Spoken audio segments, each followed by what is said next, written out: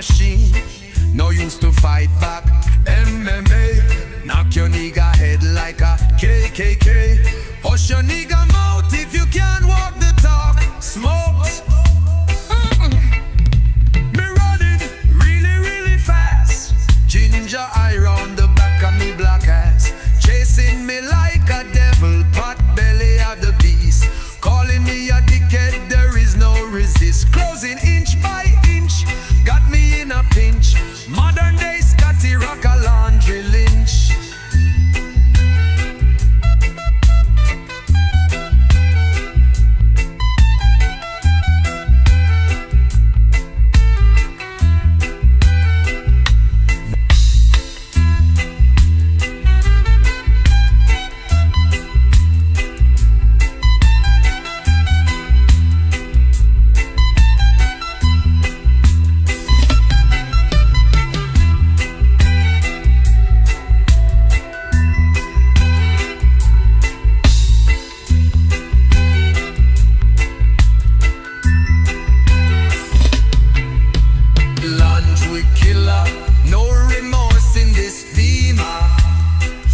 Assassin, hood cleaner, coming for your Rasta queen.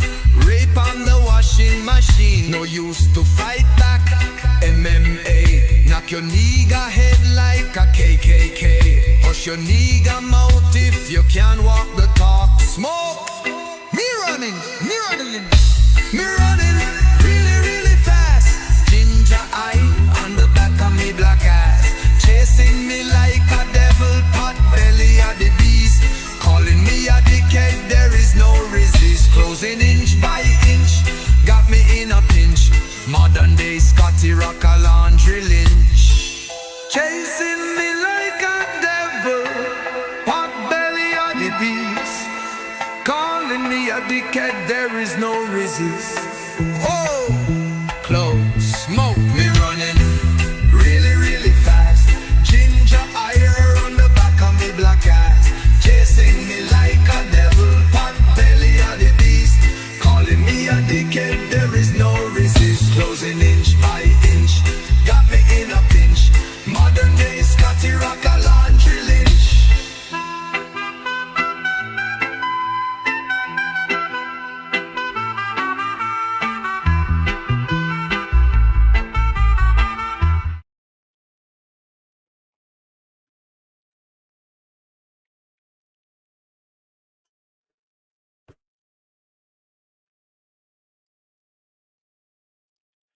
What is going on, everybody? How we doing today? As usual, hope you're doing well. It is a Thursday, and we're doing what has become the usual Thursday stream.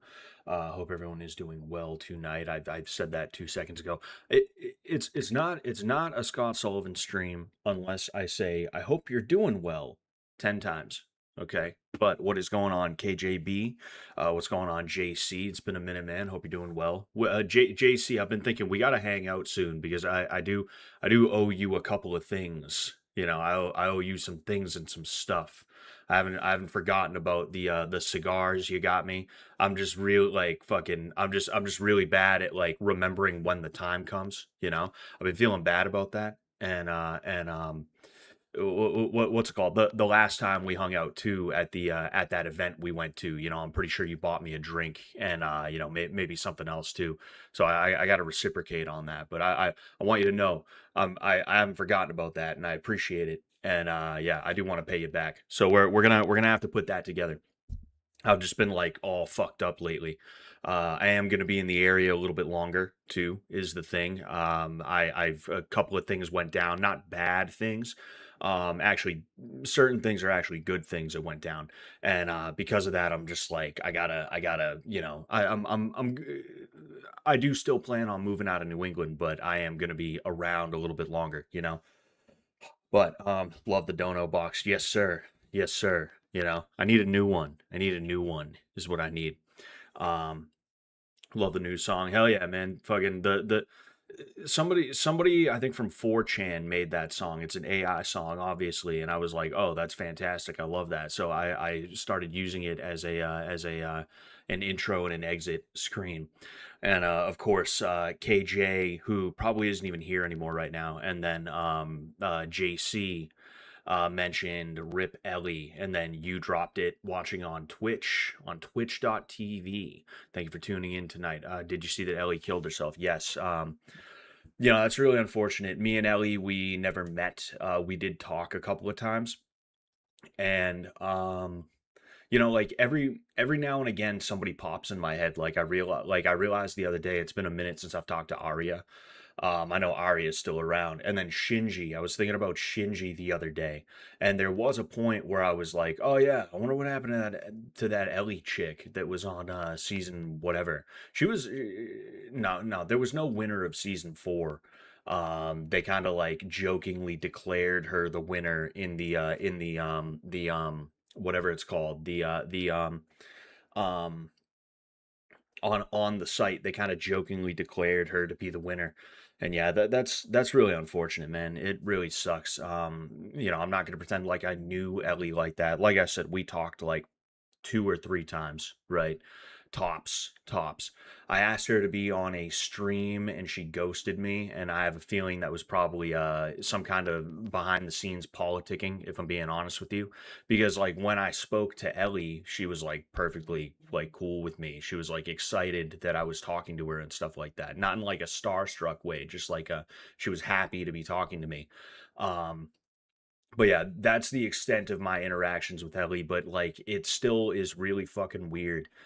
She was only 19, I guess. I saw the post that her sister made on Reddit explaining exactly what happened. And it's exactly the type of shit that I talk about a lot with the psych field. Ellie, apparently she went through some shit when she was a child, and because of that, she had a hard time. And whether she genuinely tried to take her own life or if it was like some kind of medication thing, um, like regardless, it's just if the world was a little bit better of a place, maybe it wouldn't have went down like that, And unfortunately, like we can all sit here and be like, I wish the world was better, but it's not.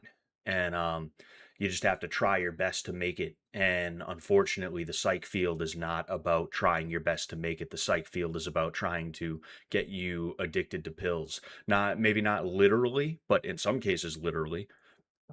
Excuse me. But like they want you to feel like you can't function without the thing that only they have the ability to prescribe you. Excuse me. She purposefully OD'd on sodium nitrate. Yeah, I saw that and I was curious because I was like, sodium nitrate, is that like the active ingredient in Zoloft or something like that?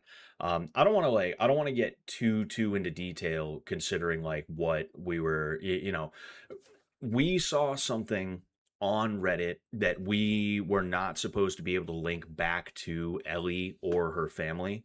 So I don't want to sit here and go too deep into what I read in the Reddit post. I feel that that would be kind of in bad taste on a certain level. But um, I did see the Reddit post. I did see people talking about that, and that was terrible, But I did see that apparently there was, elevated levels of sodium nitrate in her bloodstream or something like that. And I was wondering if that was like an ingredient in Zoloft or something like that. I don't know where you would get something like sodium nitrate. This is my first time hearing of it myself, but man, it's tough too because we get told like, hey, you're not alone. If you need help, reach out. And it's like, well, what does the help do? It gets you put in a mental hospital where you will have a stigma attached to you for the rest of your life whenever anybody figures out that you spent time in a hospital. It'll get you put on pills that are not actually going to help you. They're just going to hurt you a lot of the time. Um, I think the last thing you need when you're sad, whether it's just a general like, oh, I'm down in the dumps, or if it's like wow, I don't like life, I think life sucks. The last thing you need in either of those situations is to be on mind-altering drugs of any kind. I was on pills when I was a teenager because I had them like force-fed to me. They were like shoved down my throat by the school system and my mother specifically, which that's kind of the story with a lot of people. And then as soon as I got off the pills, I started smoking weed like a motherfucker. And those were just as bad as each other. Both of those things were just as bad. The weed may have even been a little bit worse, truth be told, because like, I just think of what the weed did to me overall. Maybe I would say the pills were worse if the pills had done worse to me, but I just know that when I was on pills, I was a very unstable, very like weird guy because of the fact that I was being experimented upon like a guinea pig. And um it's just no good, man. It's just no good, you know. The psych field is fucked, and if you're fucked up, that's the last thing you want to do is trust anybody in the psych field because they are groomers. The psych field is a professional grooming circuit or ring or whatever you would want to call it, right? And it's always going to be designed to force you into a place where you're only ever focused on the thing that happened to you and you're never focused on how you can actually move forward with your life, and they will drug you in order to keep you attached to them. It's literally that's what happen. That's what pimps do. You know, they get a bitch high on drugs, whatever their drug of choice is, and when they get them addicted, that's when they put them in the fucking street. The only thing is, instead of putting them in the street, they just send them out into the world, forget about them until 5 p.m. on Thursday of next week because that's their time slot is every Thursday at 5 p.m. And then when they come back they pretend to care again.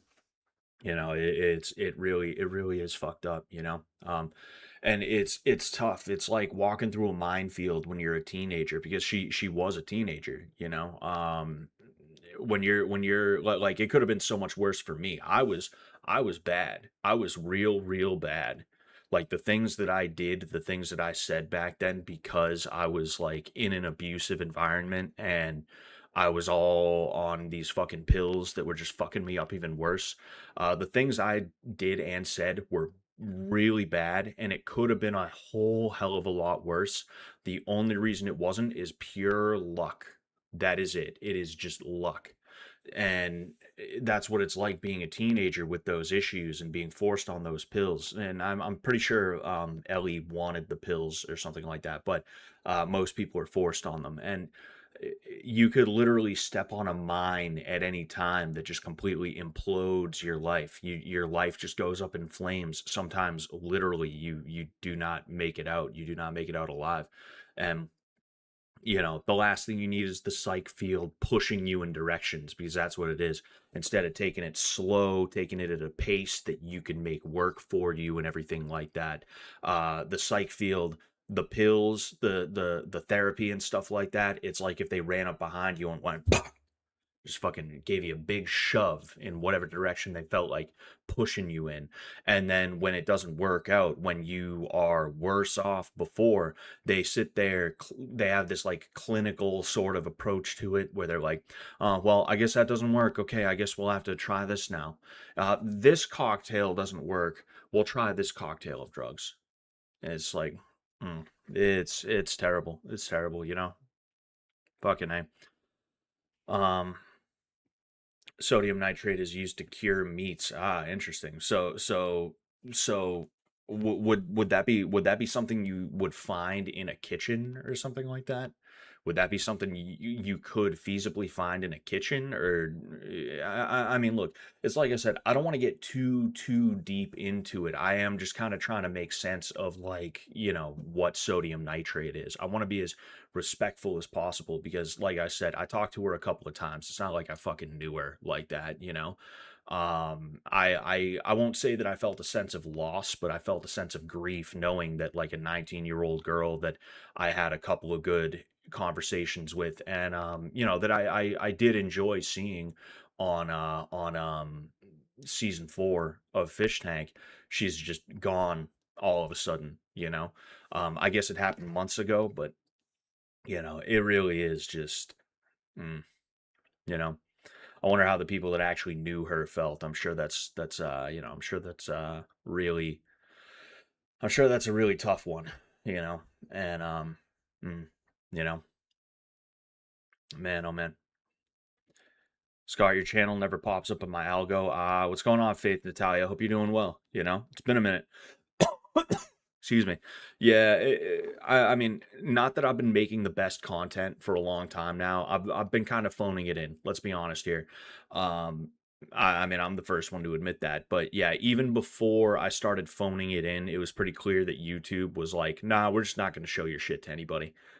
You know, there was literally a point where I started making jumps where like I went from like a couple hundred views to a couple thousand views. And then there was one video that I made where it had a gun on the thumbnail and it had the word gun in the title. And it's pretty fucking clear that after that, YouTube was like, no, gun content, fuck that. Shove him back down to the nether realm. He was starting to get a little bit of momentum where maybe he could start finding his stride to take off, you know? But no, fuck him. He made a video about guns, so eat shit. It's pretty clear that that happened. That was like years ago though, and that just knocked me off my momentum where I tried my best, but I got to a point where I was like, whatever, bro, let's just have fun with it. Let's just have fun with it, you know? And that's what I'm doing now. Excuse me. Yo, you dropped it. Says childhood therapist tried to have me join his BDSM club when I was 16 to control my aggression problems. Oh yeah, you know.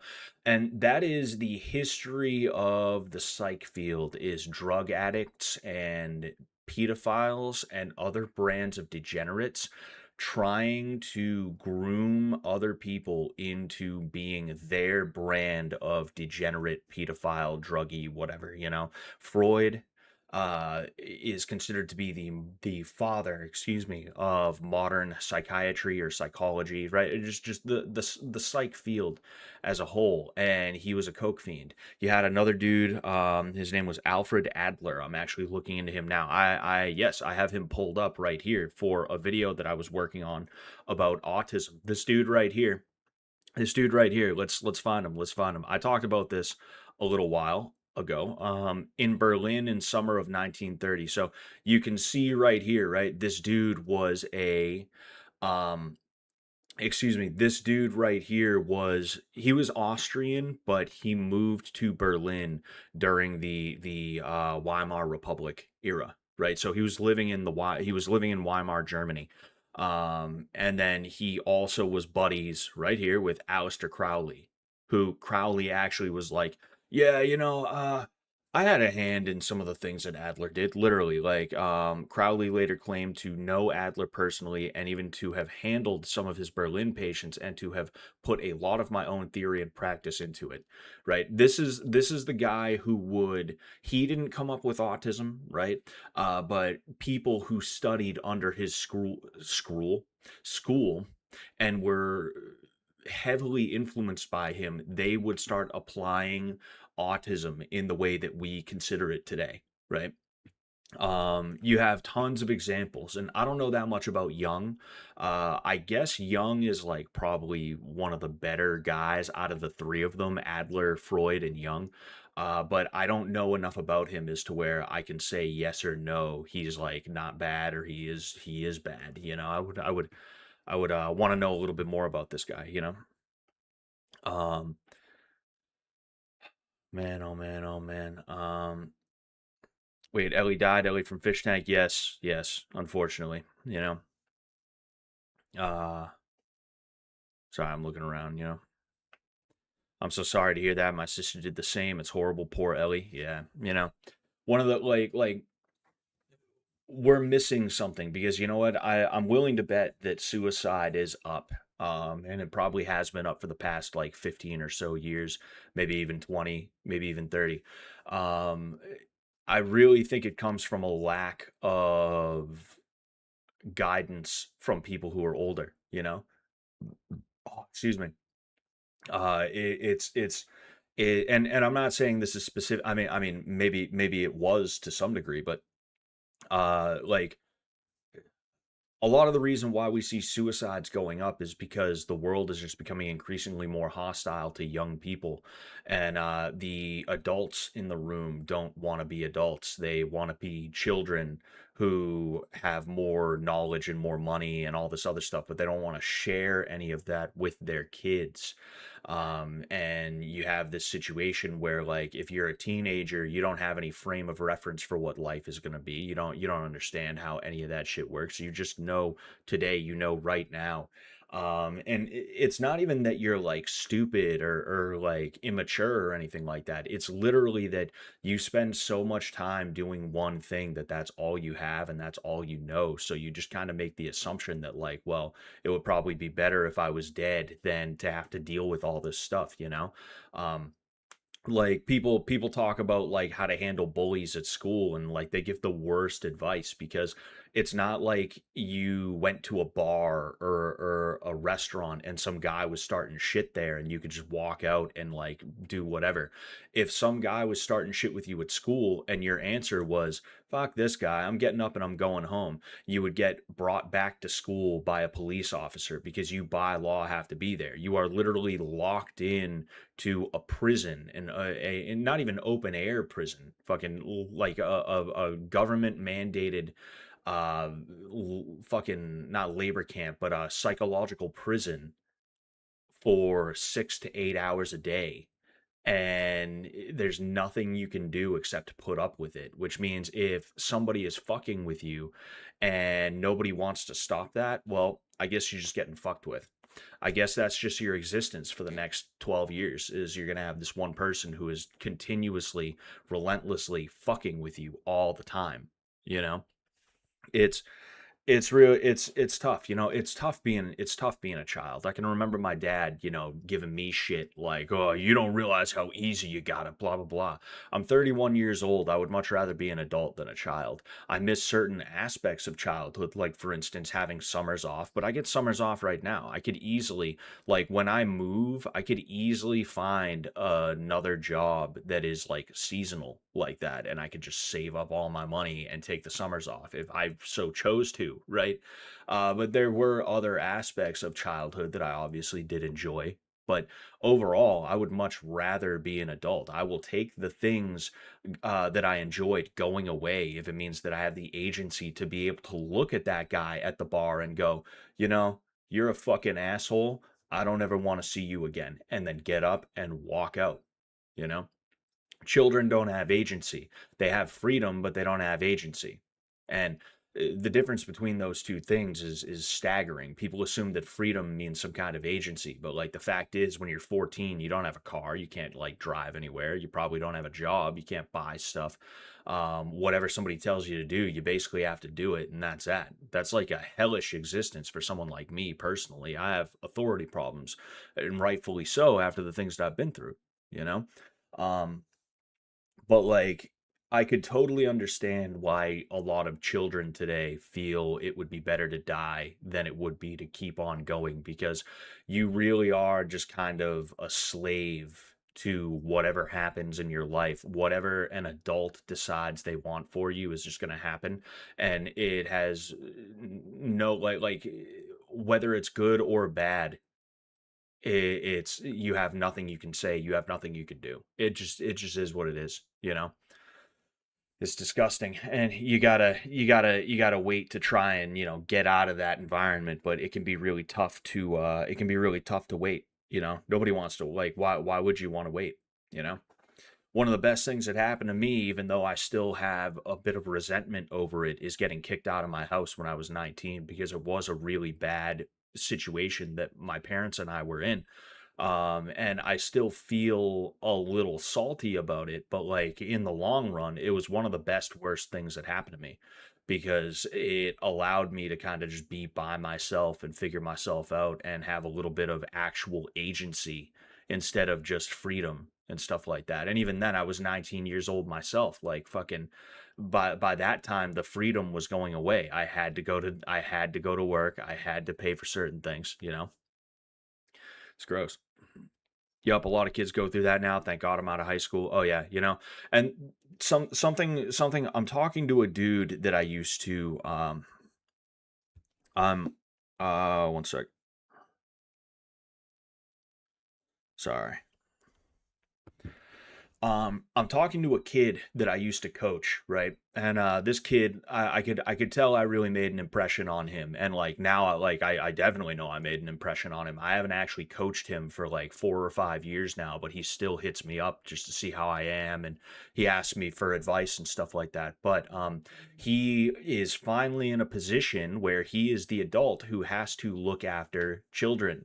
He's working at a summer camp over the summer for a he's working at a summer camp over the summer for a summer job.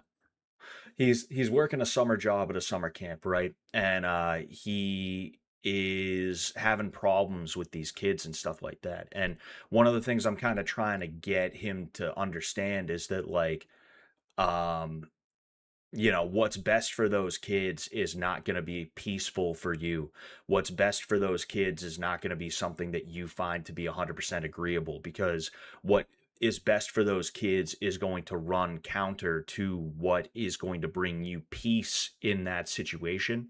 So you have to be willing to reject the peace on a certain level in order to be a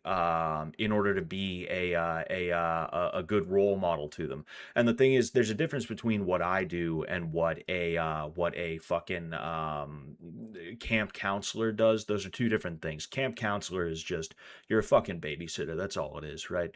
But it's still good to understand that as an adult. It's still good to recognize that, you know. I said the word peace, and I can't stand the word peace, because whenever somebody utilizes that word now, it's used as a buzzword that means I get to do whatever I want all the time, and if it hurts you, well, that's a you problem. Shut up. I don't want to hear about it. You know, I have so many people in my life that I've heard say, "I just want peace." And it's like, what does peace mean? Have you ever asked yourself what peace means? Because I don't even think you know what you want. I don't think you know what peace actually means to you. I think you are just tired of being held accountable for the things that you say and do that do harm to the people around you. I just think you want everybody to put up with your bullshit for the rest of time and never have anything to say about it. And if they do, well then, oh, I just want peace. I just want peace. It's like, no, you want to abuse people. You want the ability to abuse people, to mistreat them, to do things that make them uncomfortable, and things that hurt their feelings, and even physically, maybe depending on the situation. And you want to be able to do that, and they are not allowed to say anything. You know, it's a disgusting thing, and it's usually women that say that type of shit. And going back to the whole teacher thing, it's no coincidence that it's mostly women who are in the teaching profession, specifically the early education teaching profession, like pre-K through 5th grade, even 6th and 7th grade. You know, I started having more male teachers in middle school and high school, but for the first 6 or 7 years, excuse me, of my academic career, it was just fucking stupid bitches. That's that's it. That's all I had, was fucking dumb bitches. There was a couple of them that were really cool, you know. But a lot of them were just stupid bitches. That's just what they were, you know. I have a winter job at a summer camp. I don't. Haha, haha. Man. And the future looks so bleak to them on socials, and adults are grooming them and shit. Oh yeah, 100%. 100%, you know. You know, it really is disgusting. Um I will say that it looks worse on social media. Like, yeah, there are problems. Women are fucked up. Dudes want to be chicks. There's problems with race relations and all that stuff. It's there. It's real. It 100% will come out. You will see that in your day-to-day life, but it's not nearly as bad. It's not like every time you step out of your house, there's going to be some dude named Tyquavius who calls you a honky. You know, you can relax and you can just live your life. And that's one of the things that extremely online people they need to realize, you know. Another thing is, like, you need to stop playing by the rules of a group of people who, for the most part, one, hate fun, and they just want to feel like they have control over other people, but then two, they can't even enforce that. That's a big thing with like talking about women and men, gender relations, where like dudes are like, where the fuck am I supposed to meet a woman? Wherever the fuck you want, just say hi. That's you have a little too much shame. Hitting on women is an inherently shameless thing. You have to have a certain lack of shame to be able to go up to a woman and be like, "Hey, what's going on? I like your top. What's your name? Where are you from?" "Oh, me, I'm Scott. I'm from I'm from your dreams. I'm from your dreams." Or is it your wildest nightmare? Oh, I could be either one. Fucking But no, like literally, the rules around a lot of social bullshit, they're completely unenforceable nowadays, and that's woke isn't dead, it's just in hibernation. So now's the time to get it. Now's the time to be like, "Oh, hey, you look really nice in that coat. What's your name?" "I'm Scott. Where you from?" "Oh, I happen to notice you because of the coat, but you look pretty nice. Like, you want to fuck? You want to fuck? You want to go fuck right now? Let's do it. Let's go fuck." That's what you got to do. That's what you got to do. No, but like really, stop. Like, don't be so neurotic about the rules. That's one thing people get upset about is like I that's one of the funniest things when it comes to the fish tank shit is like I see the people on fish tank. I know things that have happened behind the scenes. I see things people do on their streams. I see things people do in their regular day-to-day lives and stuff like that.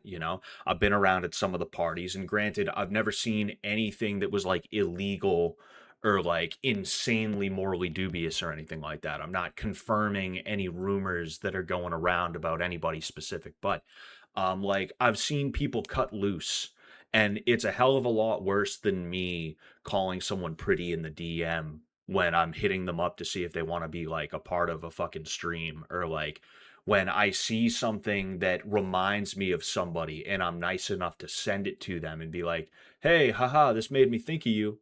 And then like usually I wouldn't do it in that context, but you get the idea, right? You get the idea. I'm not going to let someone try and make me out to be some kind of fucking like bad guy when I'm just having fun doing my thing, playing it like loose and stuff like that, when like I don't mean anything by it. And there's dudes out there that are straight up like, "Hey, yo, let me munch on that ass" in the DMs. When there's people doing like hard drugs and shit like that, when there's people who are like running around just like fucking animals, dude. Like I'm pretty tame. But if you are a single man, you got to stop giving a fuck. You got to stop letting somebody try and convince you that you're a piece of shit because you see a girl and you're like, "Oh, hey, you're cute. Want to go out?" Just fucking do it, man. And if she says no, just be like, "Ah, whatever. She likes women. Ah, whatever. She's a carpet muncher. Who cares? Let's keep it pushing. Let's move on." Like legit. I told a story. I think on what the fuck? Get the fuck out of here, Meta Horizon. Eat shit. It scared the fuck out of me. I thought my stream went down. Like, um, dude, fuck off. Fuck off, Meta Horizon. I don't have Meta Horizon or whatever the fuck it is. I don't have like the VR thing that goes with that, and yet it keeps popping up asking me to install it, because that's what computers are today. That's what computers are today. It's just a way to get you to install spyware. That's it. That's all computers are. That's all they're here for. But yeah. Um what was I gonna say? Um um uh um yeah, bottom line is like you gotta stop giving a fuck, man, because that in and of itself like turns women off anyway. It's like, "Oh, I'm adhering to the rules because the rules matter to me." It's like, no, there's something inherently disgusting to women about that type of thing. And not that I care about what women think. Not that I care about what women think, but like, if you want to get with women, you should probably at least understand how they're going to respond to certain things.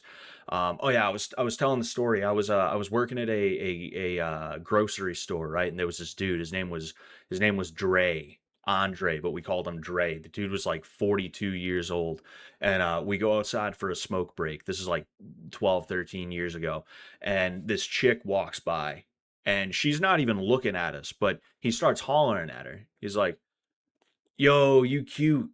Let me get your number." And she didn't even look at us. She just kept just kept on walking by. And as soon as she got like 3 to 4 steps like to the other side of where we were at, he was like, "Ah, she a dyke." He literally said that, and we all laughed about it. And I took that as a lesson that day. It's like, yeah, that's probably the attitude to have. It's probably not a good idea to have an attitude of like, "Oh man, oh dude, I made a fool of myself. Oh, oh no, oh." Either that or, "Oh, dude, she's so pretty. I want her so bad. Oh no, should I chase her down? Maybe she'll come back again another time. Maybe I'm gonna wait out here and I'm gonna be like, please let me go out with you, please. No, please." Like it's probably not a good, probably not a good idea. Probably not a good idea to be that way. But how do you know there won't be a dude named Ty Wavius that calls me a honky? I mean, I don't know. If you live next to Ty Wavius, he might call you a honky. Yeah, there's a chance. What's going on, Bob?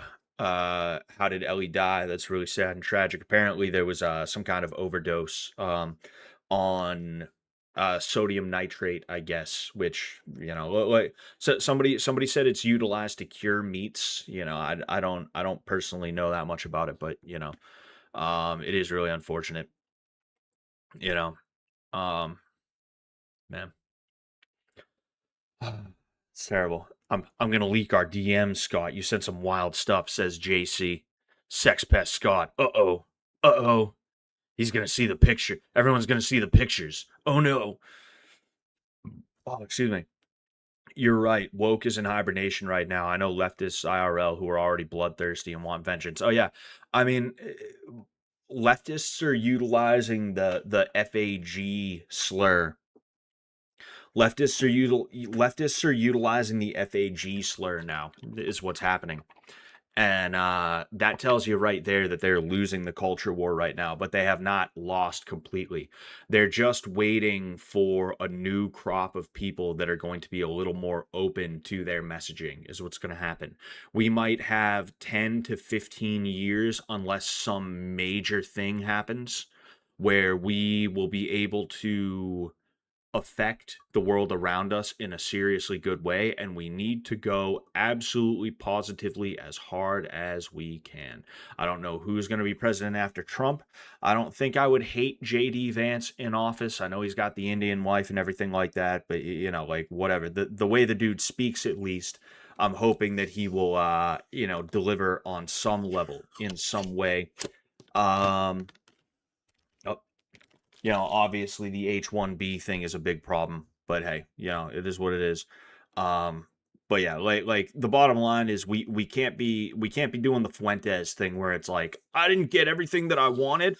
Oh, that's it. I'm voting for the people that want me dead, literally and figuratively. They want to put me in a camp. Yeah, I'm gonna vote for the people that want to put me in a camp, and they will do it too if they have the opportunity. They will change a law. They will throw the Constitution out. That's a good point that people make. Is the Constitution was completely powerless to stop COVID bullshit. It was completely powerless to stop anything that should have been stopped. But when it comes to things that are completely legal, absolutely constitutional, and morally justifiable, that's when the Constitution is like, no, nope, can't do that. Nope. Nope. We can't have that. We can't have that shit. Bottom line. Um, I mean, I never had an issue with asking chicks out, but I don't think the reason most guys these days don't ask out women is out of shyness. It's because all it takes is one false accusation and you're effed. I don't blame, excuse me, guys for not asking chicks out when false accusations can literally destroy your life and freedom. I saw it happen to a coworker, lost 10 years of his life over BS. And yes, that is a very good point, Bob. And that is one of the reasons I became a MGTOW for a long time. And when I give that advice, I'm giving it to people that I know will never embrace MGTOW. I'm talking about the people who are pining on Twitter, the guys that are like, dude, like I don't want to get put on TikTok. I don't want to get told I'm a piece of shit. Dude, I just want a girlfriend. That's all, man. I just want to meet women. It's like, well, I mean, you do kind of got to go for the gusto a little bit, you know? Fucking go to look, go to a different grocery store every day. You know, that way that and make it random. That way they can't pinpoint where you're gonna be on a specific day. You know, and follow girls around in the aisles. Just follow them around in the aisles. You know, they love that shit. They love that kind of shit. Um, no, but like you do got to go for the gusto. And look, I'm saying this is a guy who met his wife on Tinder, right? Like me and my wife, we met on Tinder. Not like that. It wasn't like let's I'm just looking for a quick. Well, actually, I'll be honest with you. For me, it was I'm just looking for a quick fuck. But my wife was still in Brazil and she was going to be coming here over the next 4 to 5 months. And she was like, look, I don't want to not know anybody at all when I go there. So I guess I can hop on Tinder because maybe I can meet a guy who can show me around. And I just happen to be that guy. And 6 years later, we're, you know, here we are. Here we are. Here we are, ladies and gentlemen, you know. Um, I mostly use dating apps. I'm 6'2" and no joke. My height carried. Oh yeah, like you gotta go with whatever's gonna work best for you. You know, if you can use dating apps, if you're 6'2", if you're in good shape and all that other stuff, if you don't have a Norwood that's as bad as mine, you know, you can get away with it. You can get away with it for sure. You know. Yo, Scott, you're 6 feet and you met your chick on dating apps too. Us tall wiggas be slaying on the maps, yo. Yeah, yeah. Oh man. Uh, I got I gotta show you guys something. I don't wanna we're having a good talk right now. We're having a good talk. I don't want to change the subject too much, but I gotta show you guys something.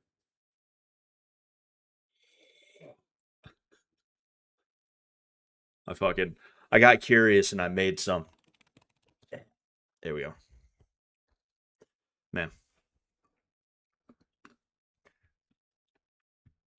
Sorry.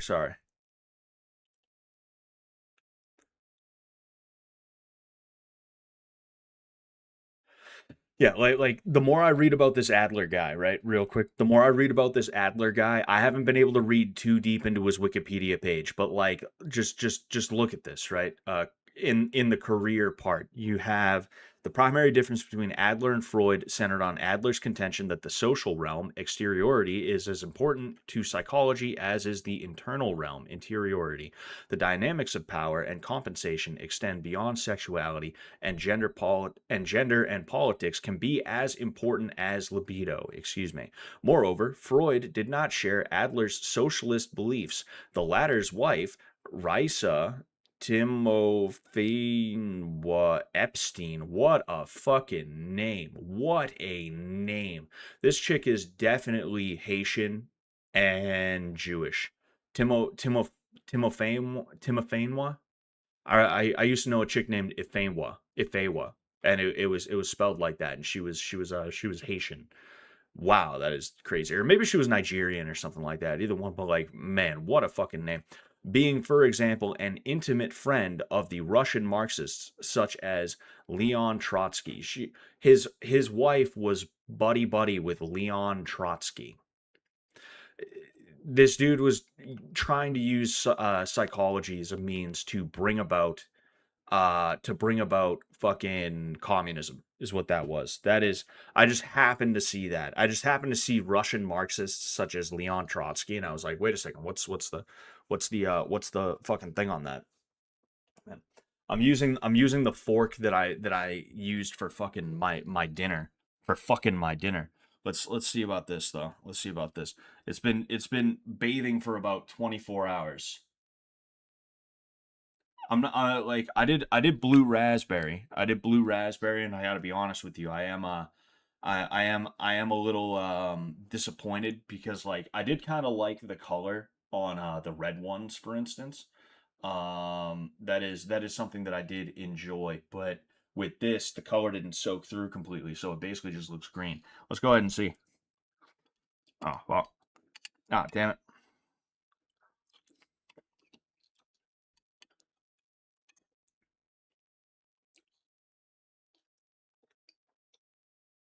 Honestly, honestly, that's not that bad. I don't know if I'd pay $20 for this. We'll try some of the juice.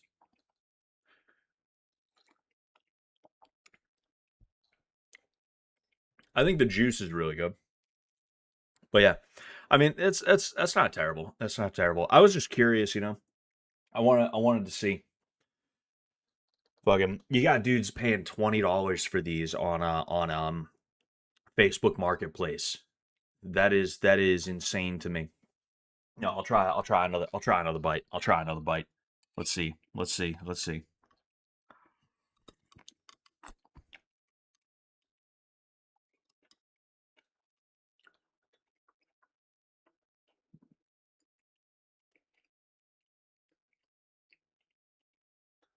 You know, there is a taste element to it, but a lot of it is texture. I actually think if you did this with chunks or rings or anything like that, it would not be as good. I think it has to be the spears. I think it would have to be the spears. And if you did anything other than that, it would probably be dog shit. Mm.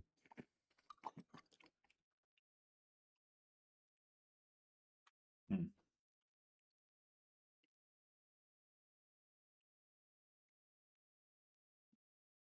I mean, I've had worse. I've had worse, you know. There's no way in hell. I've seen those plates that melanated individuals like to put on Facebook Marketplace. I'm sure if you go to Atlanta, you get tons of these all over the place. They have like Lucky Charms crusted fucking like chicken wings and shit like that. No way in hell I would ever try those. But as far as the Kool-Aid pineapples go, I'll give it like a 7 or an 8 out of 10. All right. What I am nervous about is the amount of sugar in there because this is pineapple in coconut juice, so it's already mad sweet. Pineapple is known to be one of the sweeter fruits that you're going to find out there, and then coconut juice is going to have natural sugars in there as well. And then I threw in a pack of Kool-Aid, which I believe has sugar in it. I could be wrong. But then also I threw in I saw people say you throw a cup of sugar in there. There's no fucking way I was gonna do that. I poured a half a cup of sugar and I looked at it and I was like, I'm not even doing that. I poured like only a quarter of that cup. Not a quarter of the cup, but I poured half of that half. So 1/4 of a cup of sugar into here. And I kind of let it do its thing. I think I will finish that spear if I can find it. You know, just because I do feel weird about putting it back in there. Ah, shit.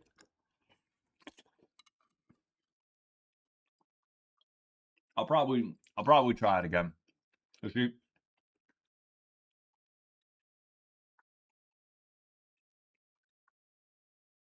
the thing is, I wanted to do it on stream, but you literally have to let these sit for 24 to 48 hours. So I was like, oh, I'm not gonna pour it all in and then be like, okay, let's try it. That's not how that's gonna work, you know.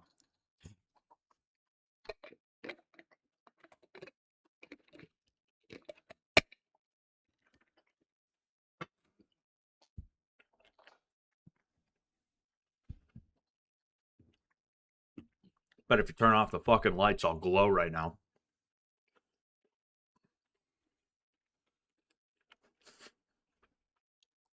No, but I mean, I was I was surprised. I have a huge sweet tooth, but the thing is, my sweet tooth is mainly my sweet tooth is mainly for oh, clicked the wrong video.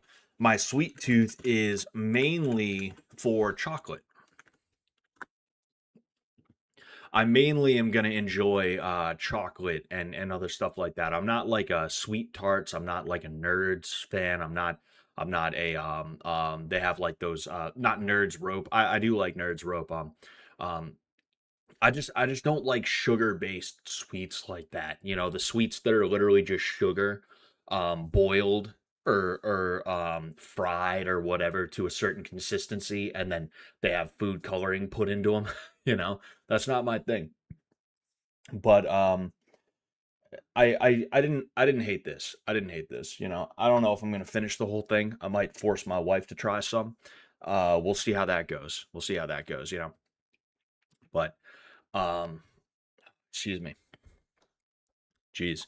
I am a little bit nervous about sugar content for sure, you know. Because that's the thing is like there's so much sugar in there. And this is the point I was trying to make, but like I fucking blanked because I was kind of multitasking on a couple of things. I love sugar. I have such a sweet tooth, but there are things that are a little too sweet for me, you know. And I figured this would be one of them. And if I added the whole cup of sugar, I bet it would have been too sweet. I bet I would have taken one bite and been like, "Yo, fuck this. Get out of my face. Get the fuck out of my face," you know? But anyway, just looking around, seeing if I missed anything. Um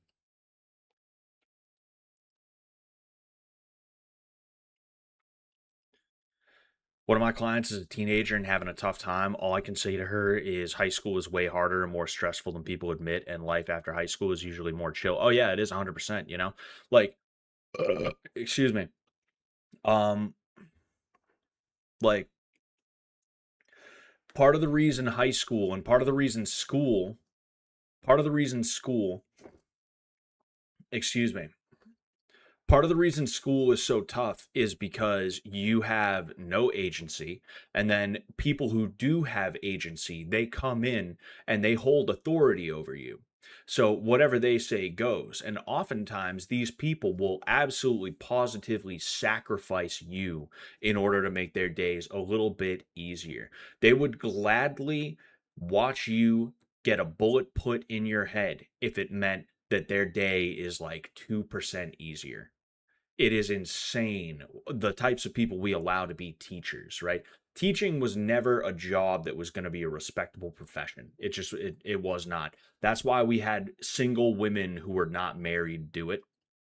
Uh is because it was like, well, it's almost like a McDonald's job for a single unmarried woman, right? You kind of look at someone who's like that and it's like, well, you know, they're able to pay their bills and support themselves, but I mean, McDonald's teaching? Okay. All right. I guess that's cool. Um, but overall, like,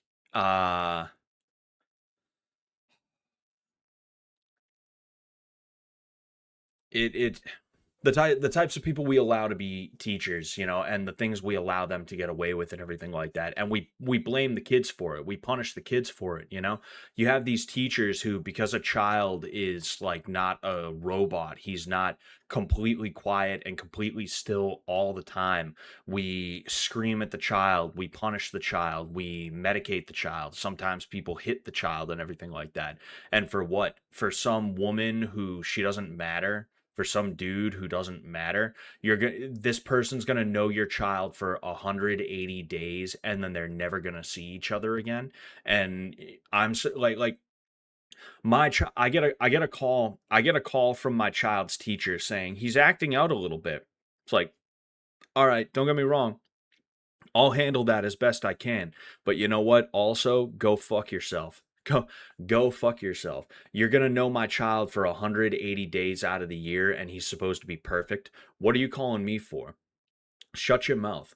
I'll try to get my kid to behave as best as he can, but you know what? I don't ever want you calling me again trying to be like, "Oh, well, he doesn't want to sit still, and he threw a paper airplane in the class the other day, and he likes to laugh and joke and all this other stuff." All the stuff that we hear teachers complain about is all the stuff that makes a good leader, or like just like a good team player, you know? It makes the kind of person that people want around because they're fun and they're exciting to be around, you know? I've seen some of the worst people I've ever known, some of the biggest scumbags continue to get invited to the party because they were at least interesting to be around. They had like a sense of humor that, as long as it wasn't directed at you, it was the funniest fucking thing. And they were able to kind of like keep a conversation going and all this other stuff. They'd show up, they would have no weed, no booze, they would never throw money for food. They would talk mad shit to different people all throughout the night, and those people would be really upset about it and all this other stuff. But that dude never got told, "Nah, I don't want to hang out with you." I was in situations where people, like friends of mine, were not picking up the phone. Meanwhile, I always have weed, I always have booze. I'm always throwing down money for food and stuff like that, because at the end of the day, like, the rules, and I had to learn this later in life. I was naive for, the first 25 or so years of my life personally.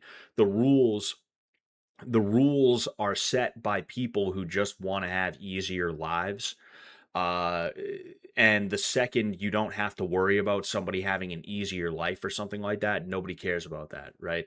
um that's not even the best way to describe it. I'm kind of saying 2 points at the same time, but like, that's kind of what I'm saying, is like, these teachers, they get mad because a child acts out once in a blue moon, and because of that, they're like, "No, this needs to stop." And it's like, why? Like, that's what's gonna get my child hired at a company when he's older, is the fact that he is able to have a good rapport with people around him, and he is not like murdering anybody, but he's also not such a stickler for the rules that he becomes completely and totally boring to be around, you know? Is I guess a better way to put that, you know? Um the Greeks treated teaching for someone who couldn't attain true mastery in an art form. Yeah, and I mean, mm, that's I don't know. The thing is, Greek schooling was different. Um Greek schooling was different from like American schooling. I'm sure by the Greek standard that was probably true. In this case, I would say that teaching is for somebody who has no ambition and has nothing they actually want to do with themselves, and they are just looking for the easiest, most low cost job that they can get, right?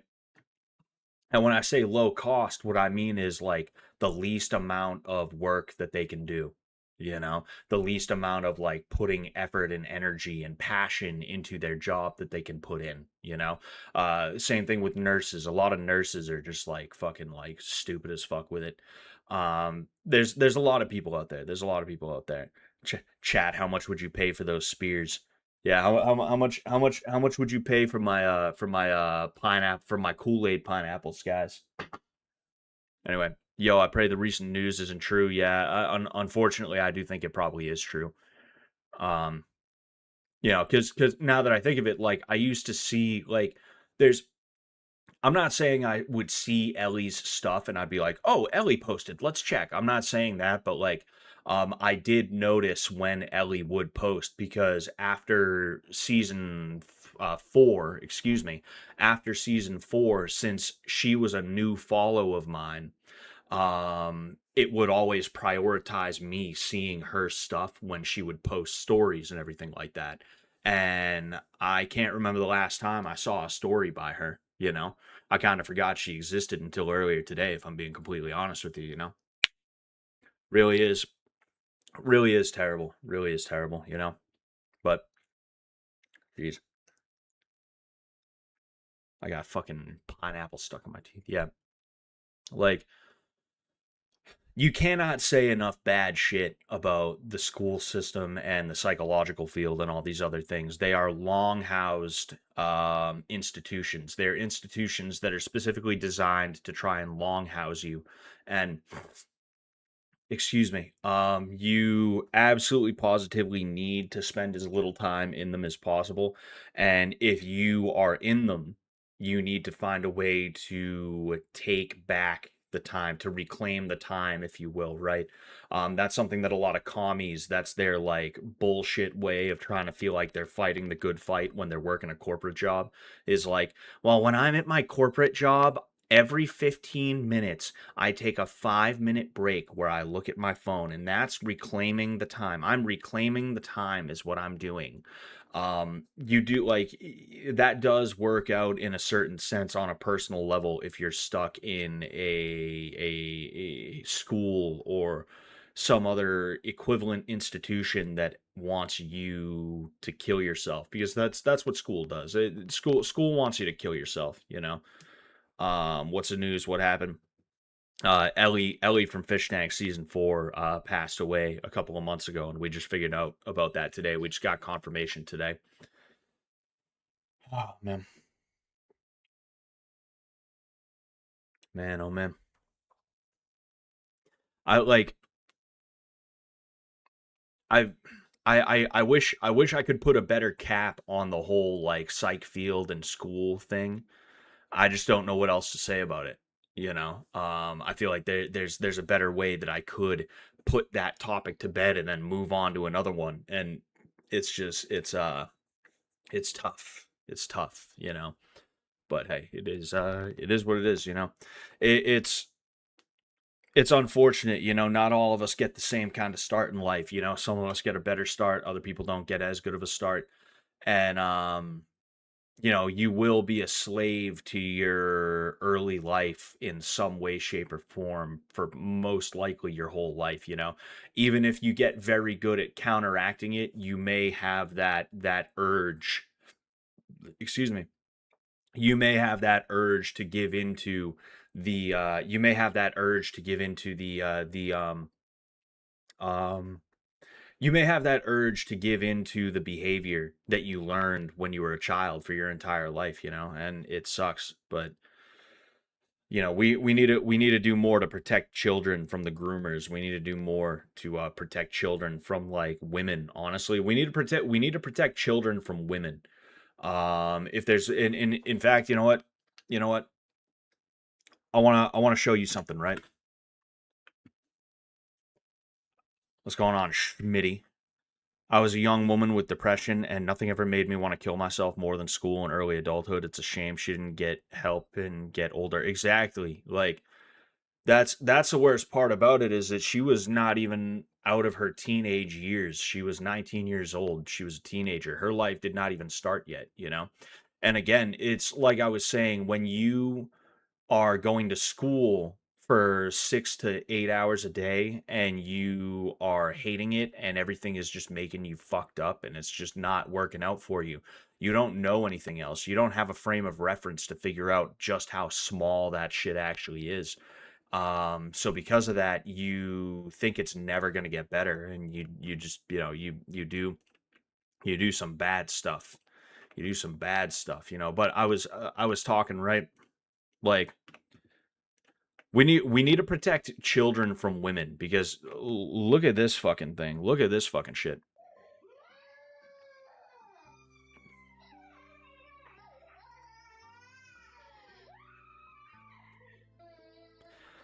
Like could you fucking imagine?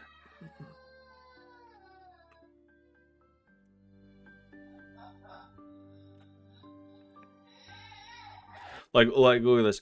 This is when you really understand how scary postpartum depression can be for women. Only parents truly get this. If you raised kids, you know exactly what it feels like.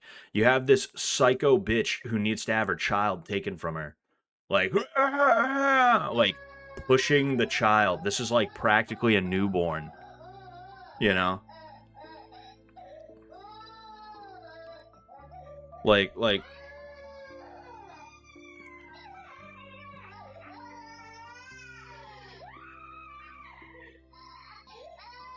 Like, look at her not even try to comfort the child. Like, the child only knows how to ask for things uh, a couple of ways, and one of them, probably the most successful way, is by crying. That's really the only way the child can ask verbally for anything.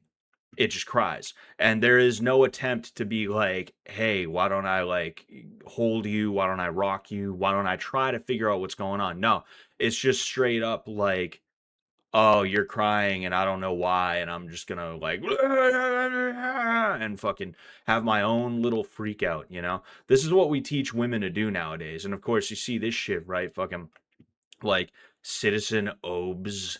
This is so scary, and yes, we get it. As violent as her outburst was, it had a solid reason. Yeah, that's a solid reason.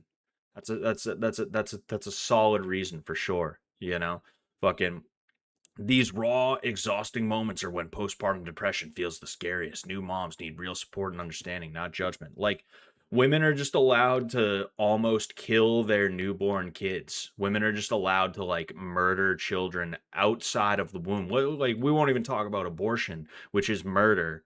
And women who get abortions should be brought up on charges.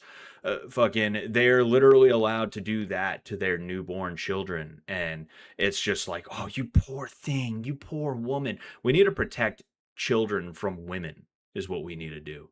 We need to protect everybody from women, right? This is why women were not allowed to do tons of shit for the longest time, is because that's the type of shit that they do when they're allowed to just get away with literally fucking everything all the time. And we take these children, we're gonna take this child. I believe this is in China. This looks like it's in China, but like, you know that there's American women doing this exact same fucking shit too. We're gonna take this child and we're gonna put them, pretending it was an American kid. We're gonna put him or her into a government-funded grooming institution with this same kind of woman who hates them, and we're going to expect this child to come out normal and functioning, and we're going to expect them to actually be able to do anything with their life other than drugs. Yeah, that's how that works. We need to protect women, we need to protect children from women, is what we have to do. There has to be serious oversight. Women cannot be allowed to do shit like this, and when they're in authoritative positions, such as teachers, such as nurse, because even though nurse is technically not an authority figure, they make a lot of decisions on the fly, right? There needs to be constant oversight. They need to be nervous for their jobs 24/7 is what needs to happen, you know? That is not normal behavior. Postpartum is BS. Oh yeah, it's like, look, I get it. You're tired, you're stressed, you're getting used to being a mother and everything like that. But no, postpartum depression is bullshit. You are just spoiled. You spent your entire life being told that everything is supposed to come easy. And when it doesn't come easy, well, that means something's wrong and somebody's being mean. And you don't even have anybody you can blame in this situation. A lot of women, they'll blame their husbands, but in this specific case, that specific moment, well, who's the only other one around? It's the baby, it's the child. So what she do? She takes it out on the child. That's what happens when you allow women to believe that they can do nothing wrong at all the time. And every woman that I have ever met, and I mean every woman that I've ever met, like every single woman that I've ever met, has felt that way in some way, shape, or form. There is some are worse, some are better. Some, the scope of their bullshit is a lot wider. Others, it's more acute. But like, women of all races, religions, creeds, women fucking everywhere, they get told their entire lives that they are perfect and that they don't need to change ever, and they don't need to put themselves off to the side for a minute so that somebody else can come first. They just get to do whatever they want all the time, and they get what they want all the time, no matter fucking what.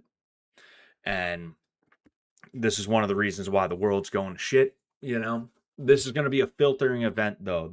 The next 10 to 20 years is going to be a filtering event, because what's happening is the millennials, who were one of the worst groups of people in terms of the whole feminism bullshit, they're gonna not have children. The only millennials that are gonna have children are gonna be the ones that are a little bit better in that regard.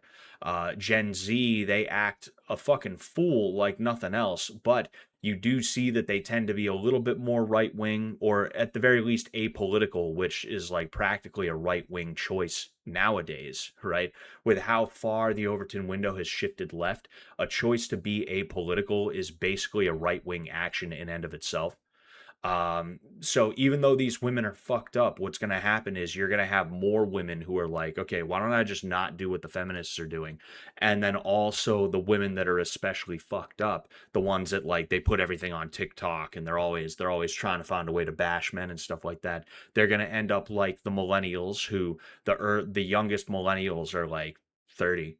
You know, I'm like one of the younger millennials. I'm practically a Zoomer myself. I'm practically like an older Zoomer because of like the year that I was born, right? It's actually like I consider myself a millennial, but like there's a lot of things that older Zoomers identify with that millennials don't, that I also identify with. It's like kind of weird when I think about it. But the bottom line is like over the next 10 to 20 years, you're going to see a great filtering of women who remove themselves from the gene pool because they're just that shitty that they don't get married or they fucking kill themselves. Not you know, like fucking literally like they get upset over the fact that like, oh, I can't find a boyfriend and I'm 35. You know, like that type of shit. Like you are literally going to see a great filtering of these fucking people who, because they're just so awful, there's just going to be bad things. They're going to grow old. They're going to remove themselves and everything like that. And it's just it's fucked, man. It's fucked, you know. But it needs to happen. You know, it does need to happen because I mean, it's only going to get worse if it doesn't happen. You know, like not everybody gets a happy ending. Not everybody deserves a happy ending. If you groom children, I don't think you get to have a happy ending with like a wife and kids. If you are gonna man bash for your entire life, if you're gonna be a piece of shit, I don't think you get a happy ending. I think the closest thing to a happy ending you can ask for is like, well, you know, I can at least live in my apartment with my cats and I can consume product and get excited for the next product and everything like that, you know? Um Fucking it's just who's grooming? Well, teachers, psychological workers, etc., etc., you know? Well, like I went from talking about women specifically to just like talking about happy endings and stuff like that. Like if you're a certain kind of person, you don't deserve happiness. It's just like the way it works, you know?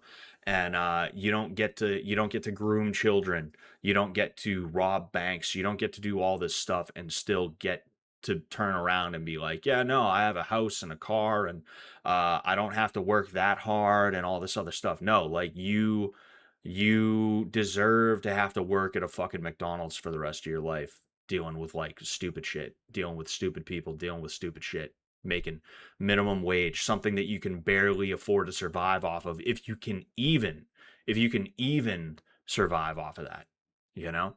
Um, there's this myth that everybody deserves a happy ending no matter what they do, and it's like yeah, no, no, no, no, no, no. I don't think this woman deserves a happy ending. That was too much for me to just be like, oh, she was just having a bad day, she made a bad choice. Nope, nope, nope. This is a deplorable woman, and this child would be better off without this woman in her life. Either that, or if the woman was still in the child's life, it would have to be like fucking chained to the radiator until it's time to cook some eggs. All right, honey, go cook now. Oh, you're done cooking? All right, back to the radiator. You know, it's like fucking hey, Scott, you were a thou. Is that 10 or 100? Scott, you were 100,000% right about women. Every ancient culture agrees with us. That's why every religion and culture and all the best philosophers wanted women to not have jobs, power, agency. Every single civilization that let women vote collapsed into ruin. Oh yeah, 100%. You know, that was one of the hidden reasons that Rome fell, is that women started like they weren't like it wasn't like modern day feminism where they're like chasing guys out of CEO positions and accusing them of rape or anything like that. But because Rome had become so decadent and safe, women took it for granted, so they started demanding more influence in their personal as well as public lives. And that is one of the reasons why Rome fell. It's not the only reason. I don't even know if it would be the main reason, but that was something that was going on in the background that was adding further to the decay. What you're seeing nowadays is an even worse decay because of the way that we allow women to just get away with fucking everything all the time, no matter what, you know. And it's just gross. No one deserves anything. I mean, right, but wrong, right? If you work for something, I think you deserve it. You may not always get it, but that's just because we don't live in a just world. We live in a domain of Satan, right? The world is Satan's domain, as God says. But you do deserve it. Just because you don't get it doesn't mean you don't deserve it, right? And then there's people who definitely do not deserve like anything good happening to them. You know, you can definitely do stuff where it's like there are natural consequences to the things that you do. Every action has an equal and opposite reaction. And this is one of the reasons why, even if you're not a Christian, even if you're like, nah, I don't believe in that Bible shit, you should definitely follow it, because you know what? If you pay attention, you realize that there are secular, worldly things that will happen to you if you give in to a lot of these aspects of humanity that we're told not to give into and stuff like that, you know. um it's people assume that as long as it's not like directly hurting someone in the moment, that it's totally cool and you can do it, you can just get away with it and it's all good. But no, you know, it's like smoking cigarettes, you're risking lung cancer, you know. You eat too much food, you get fat, that type of stuff. Like, that stuff is obvious. That stuff is obvious, right? That's considered to be elementary. But when you get into other things, like for instance, hedonism that revolves around sex, that's where you start to get into things that people almost consider to be mythological, like STDs, or a damaging your ability to pair bond, or creating or not creating, but making yourself into damaged goods, you know. That's one of my rules about dating is, if I date a girl, I have to be able to do everything that she has done with her exes. And if it's something that I am not personally interested in, that's one of the ways that I know it won't work out. Because if some bitch is like into golden showers or whatever, I'm not into that in any way, shape, or form. So the fact that there's a guy who's done something like that to you, and the fact that you would do something like that to yourself, I think that kind of turns me off. I'm out of here. Peace. Right. Um, if it was like a three-way, for instance, right? It's like, well, I mean, honestly, what guy wouldn't? What guy wouldn't? Right? Tell me what guy wouldn't. I mean, there's plenty of guys that wouldn't. There's plenty of guys that wouldn't. Let's be honest here. But that's one of those ones where it's like, well, if you had a three-way in the past, if you're willing to do that with me, all right, fine. We can hit up my best friend. No, I'm kidding. Jokes aside, like if it was like two guys, one girl, I'd be like, oh no, I'm not into that. No, if it was two girls, one guy, it's like, well, okay, we can work with that, you know. Um, but like from the standpoint of we're all sinners, and I don't expect you to be perfect, and I'm also not perfect myself, like, you have to be willing to work with me in that way. And if you're not willing to work with me in that way, then it's not going to work out. Because let's say you had a three-way with some guy and another girl.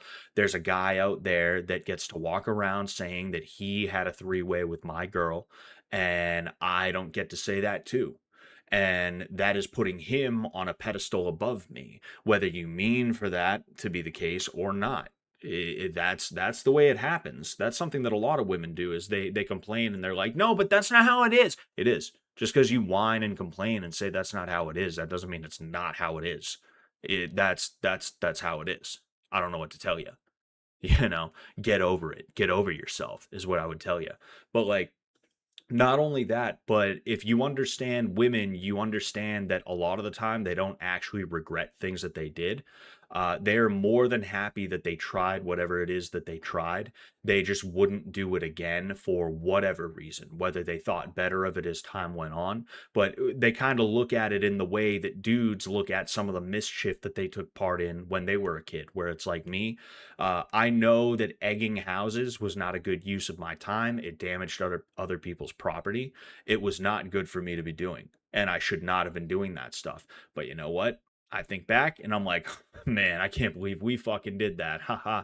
I chuckle about it a little bit, right? There is a certain looking back and thinking, man, like I can't believe we did that. Haha, that's crazy. We're crazy for that. The regret is not as strong as it probably should be, right? And that's what I'm talking about with women and a lot of their sexual escapades, excuse me, where a lot of the time they are not as regretful about it as they claim to be, you know?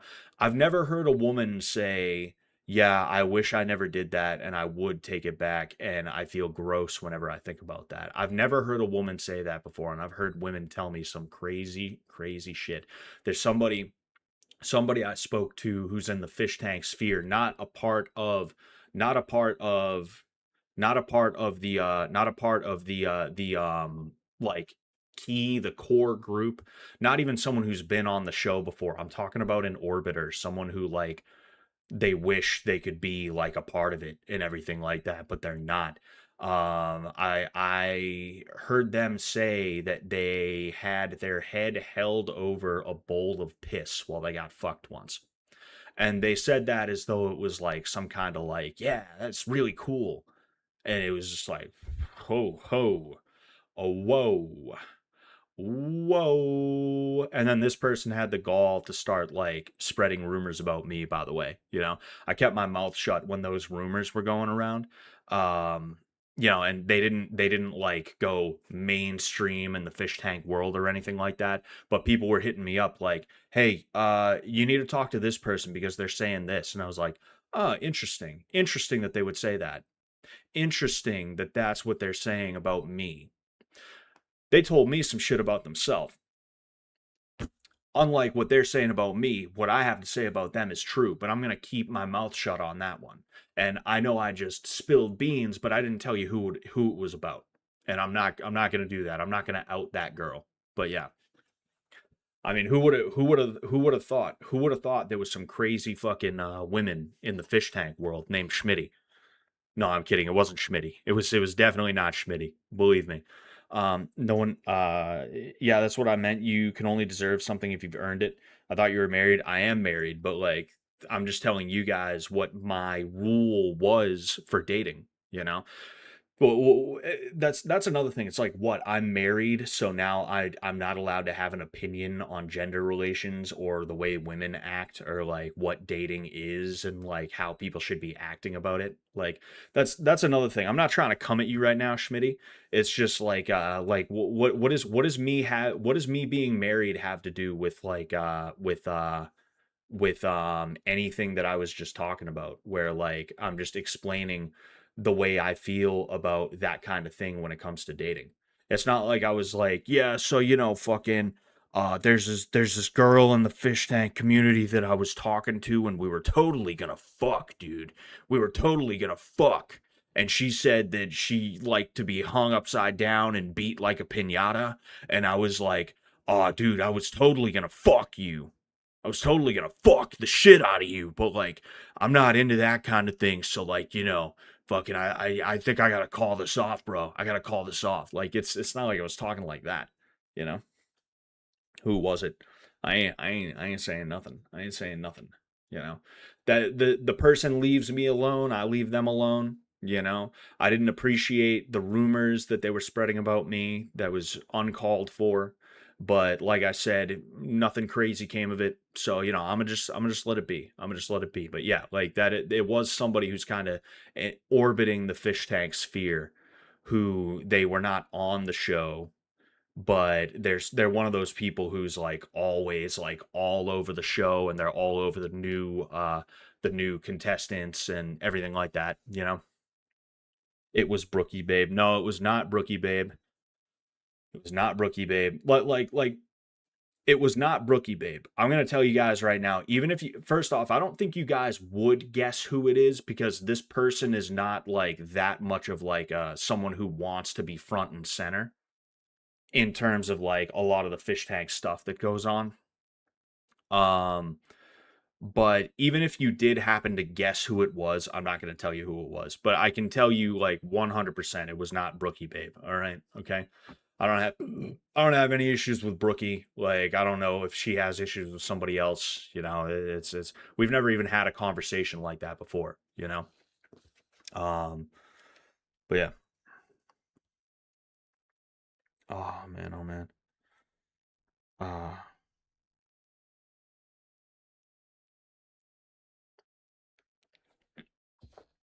Goblina. Oh man, I feel bad for saying this, but I forgot about Goblina. But again, I've just I haven't been paying attention to the fish tank world like that for a while. So, you know, a lot of names just kind of like they kind of seep out and they hit the ground, you know. Hope Goblina's doing good. Goblina's cool. I like her. She's one cool cat. She you're Goblina, you're one bad dog. But you Goblina, you're a bad dog, but you're one cool cat.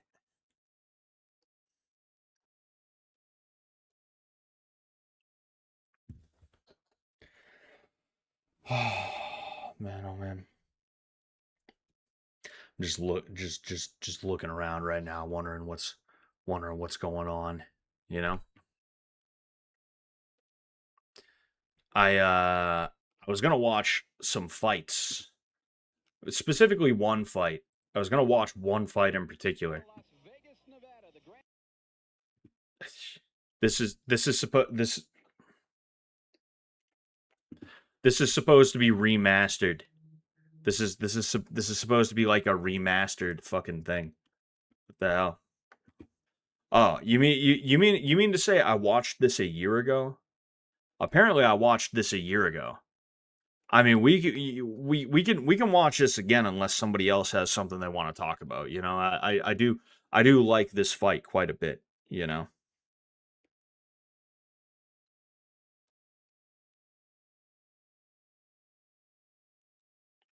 man, itchy. I'm trying to think of other fights that we might be able to watch. The issue is there's a lot of stuff. Um, excuse me.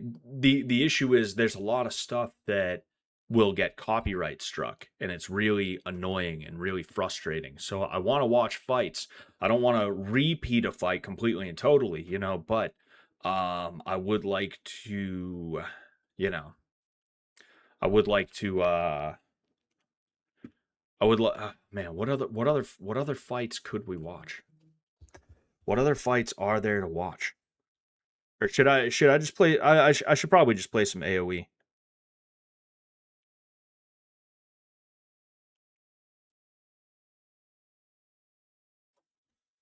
One sec. Fucking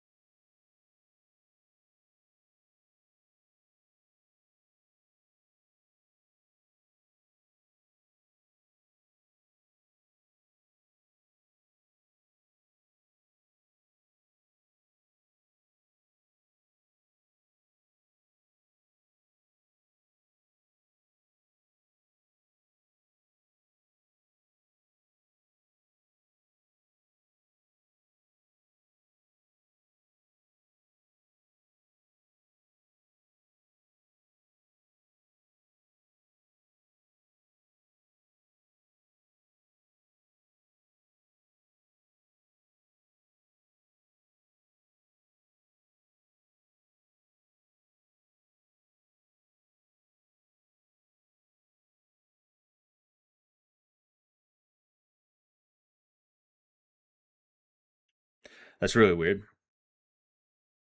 My bad. My bad. Fucking. My wife sent me a voice message, and I was like, "Oh, this could be urgent. This could be urgent. So I need to listen to it." So my bad. My bad. My bad. Anywho. So, um, yeah, I'm a little bit. What I was saying is I'm a little bit frustrated because this is a Wulin Feng card, which means there's a good chance I could get copyright claimed for this, but we'll go ahead and we'll give it a shot. Now, I was talking about the fighters, is what I was doing. This is Siddhichai Sitsanpinong. He's a Thai champion. He made his way onto the international scene about 10 years ago, and I was kind of a fan of his back in the day. I don't know what he's up to lately, if he's even still fighting. And then here we have Yi Long. Now, Yi Long is interesting because he LARPed as a Shaolin monk as a marketing gimmick. He's not actually a Shaolin monk. And when you see him fight, you're going to wonder how the hell he does as well as he does. And I think it's probably because of the fact that he's fighting for a Chinese organization. They want to push him, so they typically are going to give him easy wins. But Siddhichai is not an easy win for this guy. You're going to see what happens. I remember when I saw this, I was like, whoa, this fight really happened. But Yi Long is an interesting story, excuse me, because he was actually a part of the Chinese Sanda program with China and other communist regimes, or really just autocratic regimes. What happens a lot of the time is sports and other pursuits like arts, sciences, etc., they are state funded. So they identify people who they think show promise in a certain pursuit from an early age, and they put them in a specialized school to try and foster their development into whatever they think that that guy is going to do well in. I gave the example of Wei Li Zhang, who was also in a Sanda school in what's it called, China, when she was growing up, but she had to leave because of a back injury. Yi Long got kicked out of the school, not because he was like a bad kid or anything like that, but literally because they were just like, I don't think this kid can hack it. I don't think he's gonna be that good as to where we can really have this dude on the world stage. So we're not gonna continue utilizing resources on him. And when he got kicked out of that school, he started fighting on the pro circuit in China, where he again adopted that whole Shaolin monk thing. You've probably seen video of him before where he has been he's known again for the whole Shaolin monk get up, and he would literally just like put his hands down and eat shots from dudes and stuff like that. But yeah. Anyway, let's go ahead.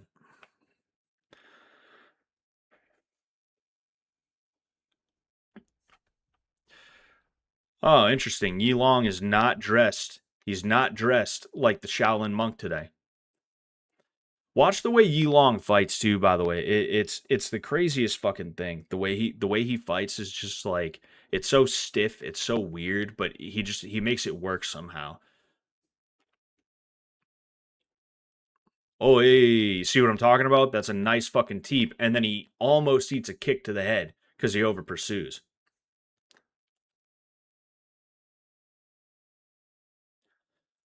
Again, like just the way this dude fights, he's gonna open up at some point. Like you see the lead hook to the rear hook, and then he closes distance. It's so like herky jerky. It's so choppy. It almost looks uncoordinated the way he fights.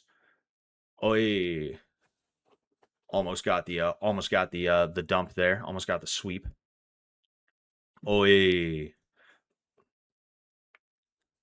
See, Siddhichai is known as a big kicker. He's not really known for his boxing in that way. Oi. Nice knee coming in. Oi. You see, in Muay Thai, and I believe in Sanda, I could be wrong. And you see what I'm talking about there. Like the way this dude fights, the way he moves, the way he stands, it's just so fucking weird.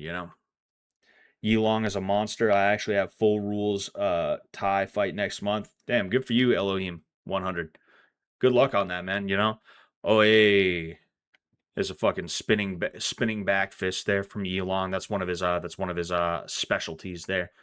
Again, he just like, oh, hey, head kick. Oh, hey. So Yilong, fucking City Chai is just so good at finding a rhythm and just making like just going to work. You know, it's crazy. He really is like, oh, when it comes to traditional Thai fighters, City Chai is one of those dudes who's really fun to watch because just look at the way he'll dismantle somebody. He'll just stand in front of him, utilizing pace and just switching up attacks, going high, low, high. Right? He used a couple of crosses to the body to set up a high kick that if it didn't land, it almost did. Oh, hey, was that a punch that landed from Yulong? Oh no, I don't think it landed, but it almost did. Oh, hey. Oh, hey. Knee to the face, I believe. Knee to the head. He's landed a couple of those. He's landed a couple of those. You see, Wulin Feng is a Chinese. What is that haircut, bro? That's my haircut. Oh, hey, nice deep. That chick looked thrilled to be there. Man, what was I gonna say? Like there is, I'm not a traditional Thai type of dude. That's just not my thing, but like there is something really cool about when you see like round 2 or round 3, especially round 3 of a Thai boxing match where the two dudes are just in a flow state and they're just able to, they're throwing like singular shots. They're not even throwing combinations. It's like double jab to the head, pause, cross to the body, pause, kick to the head, pause, knee, right? That's just such a cool fucking thing. It's so awesome. But yeah, good luck, Elohim. Be sure to let us know. Pop back in and let us know how it goes. I'm definitely interested in hearing about that. I am, I'm getting back into shape and I still have a ways to go, but I have something in November that I'd like to get ready for. It's a striking tournament. It's a Sanda tournament actually, and I went to it last year, but I did not participate. I instead coached somebody who participated in it, and this year there's a cash prize, and I have enough advanced notice that I'm thinking about maybe trying to get back into it. I do plan on parting ways with my gym sometime before that, like maybe a month or two before that. So that means I'll have the time to go to another gym to just fully dedicate myself to training again so that I don't have to worry about like, training this person, training that person. I can just train myself and that's it, you know? I can't wait for that. I don't know if I'm going to be able to do it because I do have to go to Brazil and I don't know when that's going to happen, but we're going to figure it out. And if I go to Brazil before, it might actually work out in some sense because I'm going to try to go to a place that somebody who's ranked in the UFC trains out of there, and if I can get some training in there, specifically with striking. I don't know if I will be able to because it's a luta livre gym, which is grappling, but like, maybe I can try and weasel my way into getting some fucking rounds with the dude, or just getting into some kind of training situation with the dude. That'd be pretty cool. He looks annoyed. Which one? City Chai or Yi Long? You see the thing about Yi Long, right, is that like he's known for, again, like this is Wulin Feng. This is a Chinese kickboxing organization that is kind of known for being a little weird. It's kind of known for being a little it's known for being a little scummy, I guess you could say. There's a guy named Buakaw. I'm sure you know about Buakaw, Elohim, but he's a legend of the game. For those of you that don't know, he should have easily been able to dispatch Yi Long, but Yi Long was able to hold on for a decision, and they gave him the decision. I think they had a rematch too, and I forget how the rematch went. I forget if Buakaw won the rematch or not. But the bottom line is, like people made the claim that it was Wulin Feng, that it was Chinese judges trying to look out for their Chinese fighter, right? And that's why even though Buakaw won, he was not awarded the victory. So it wouldn't surprise me one bit to find that like City Chai is like, you mean I really got to fucking fight this dude? Really? Are you kidding me? Fuck that. I'm taking his ass out, you know? Maybe after this we can watch the Buakaw one, you know? If this one doesn't get copyright claimed, it would not surprise me one bit to find the other one gets copyright claimed, the Buakaw one, you know? Oh yeah, yeah. Let's see here. I believe I remember seeing this. He catches it. Oh, what? Let me see that. Bang. I fucking that's so weird. I'm like literally losing track of the leg. Damn. Damn. So did he ate that off the head, didn't he? Yeah, wow. Wow. And that is the magic of someone like Yi Long though, is that he has just got an iron chin. It's like insane the kind of shit that this guy can like take. It is pretty insane.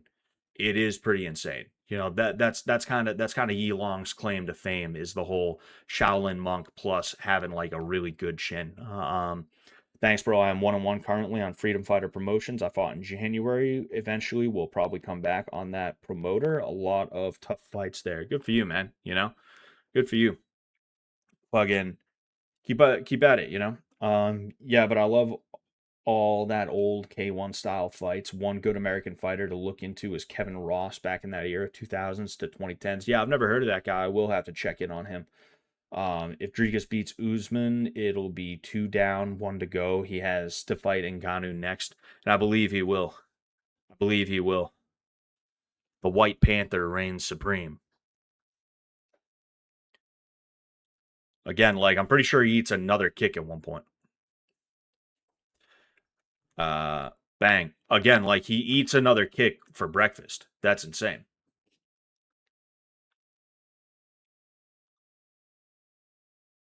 Come on. All right.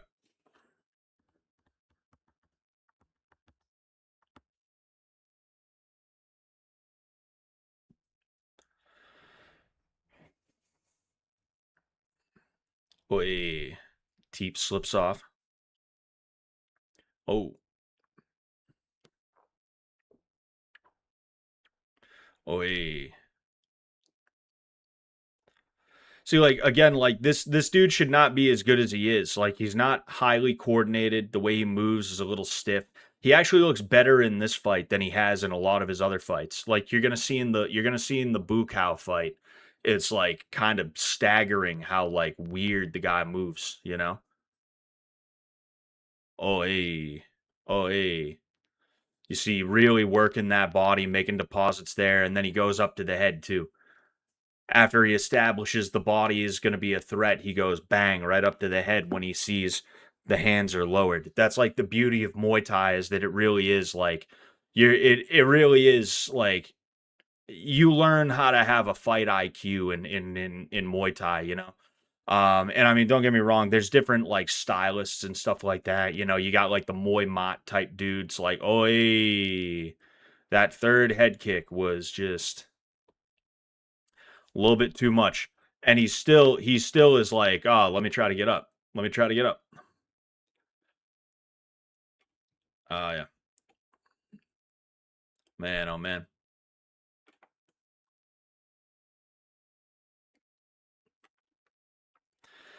Damn. That is crazy. But yeah, fuck, what was oh, fuck, what was I talking about before that? Fuck. I literally forget what I was talking about before that high kick. Oh yeah, I was talking about Muay Thai. Like, you have dudes like Rod Tang, right? Rod Tang is known for being a dude. He just moves forward. You know, he'll let himself take shots if it means he gets to return shots. Like, you get plenty of different kinds of dudes that do stuff a certain way in Muay Thai, right? They you know, there's a wide range of approaches in Muay Thai. But when people think of like what is vintage, like classic, like you are specifically a stylist, a Muay Thai stylist, it's what City Chai Sitsonpinong or even Buakaw, but especially someone like City Chai. That is what people consider to be like a pure Muay Thai stylist. If you go to anywhere in America and they say they do traditional Muay Thai, that's usually what they're doing. Is there's some kind of like you know, combination of like Muay Thimur and you know, like just a heavy kicker, right? I forget what they call the heavy kickers and stuff like that, you know. But Yi Long versus Buakaw. Itchy. So there was a rematch. It was not 3 years ago. I know it was not 3 years ago. There's no way. I don't think Yi Long has fought in like a decade practically, you know. But anyway.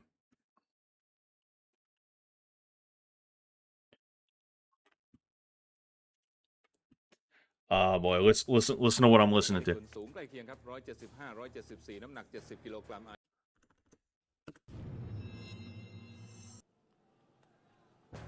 กติกาก็ สวัสดีครับ ชกกัน3ยกนะครับ Holy shit นี่ส่วนสูงใกล้เคียงครับ175 174น้ำหนัก70กิโลกรัม สวัสดีครับ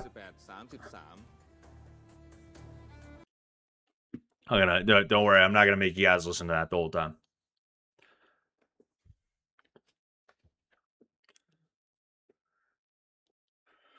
So again, Buakaw is a legend of the game. He's considered to be probably the best of that generation of dudes that came up in the 90s and 2000s. He was known for his many fights on K1, and you know, he really is just, oh man, I want those gloves.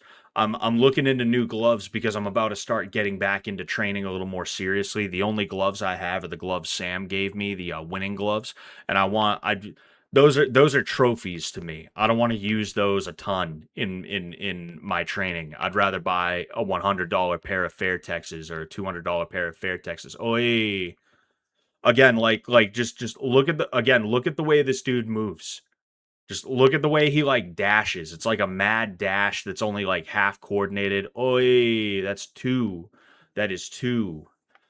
So right away he's doing very well, right? And that's partially because he knows that Buakaw is going to be a very slow starter, you know. He's known for being very, very slow to start in that first round, you know.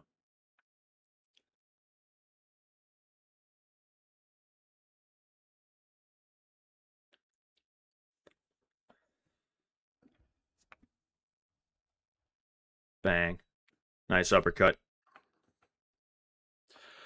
You see, and that's an interesting thing is Yi Long is like pretty good at fighting from the inside without utilizing the clinch. He's actually like good at anti-clinch is what I would call it, you know, where he kind of a lot of the time knows how to keep his head up. He didn't do that good of a job against Sidichai, you know, but like the thing is, like, Buakaw might be a little too respectful about the rules here. He might be a little too respectful for the rules, you know.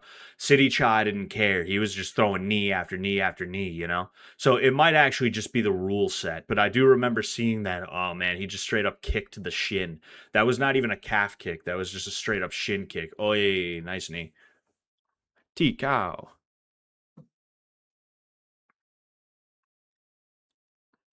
Oh yeah. Hey.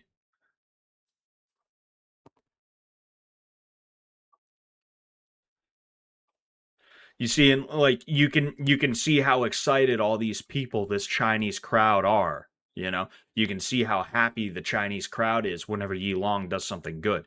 You know, and that's something that a lot of nations have. Oh, that America does not have. They have like a pride in their fighters. They really, really want. They really, really want to.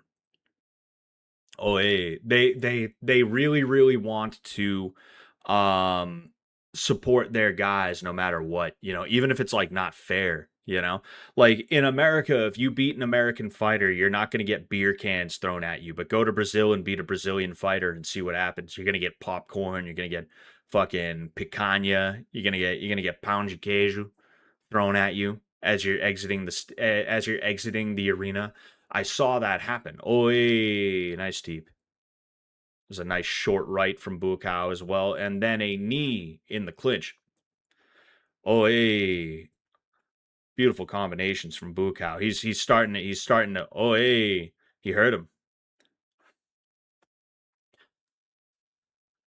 It was a good round. It's a good round. Good round for both of them. Buakaw started to come alive, you know, after. But fuck, what was I talking about? I forget what I was talking about before. I forget what I was talking about before that, and I feel like I'm not going to be able to remember it. Is the annoying part. Anyone remember what I was talking about? It's a switch kick. Oi, oi.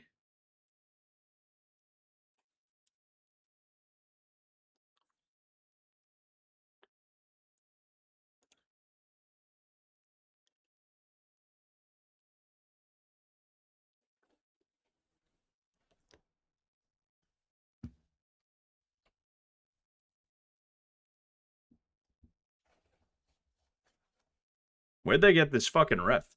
Oh yeah, I remember now. I was talking about the nationalism that comes out in a lot of these countries when it comes to their fighters. Like in China, they want to see their fighters win, and because of that, they will bend the rules a little bit. They will pull bullshit. They will play games. In Brazil, like you don't see as much game playing. Oh, hey. Nice combinations from fucking Bukao. Bukao got caught there though. You see, Yilong is making one slip through every now and again, but every one shot he lands, he's getting hit with like 3 or 4. You know, like he's kind of hanging in there a little bit. He's not getting beat up the way he was against City Chai, but you can tell he's getting beat up. You can just see the amount of shots he's taking. And that's exactly what I'm talking about is like, America doesn't have that. We want to beat the best version of everybody. We don't want there to be bullshit games played or anything like that. And it's just kind of like it's kind of annoying and weird to see in other nations. It's like Yi Long is getting beat up now. He did really good in that first half of the OA. He did really good in that first half of the first round, but even that second half of the first round was like, well, he was starting to get beat up. Now here he is like absolutely positively losing this round right now. There is no question about it. I think there might be 10 seconds left in this round. I think I heard the clap. I'm not sure though. Hey. Oh, hey. It's fucking beautiful, man. Oh, hey, taking him down.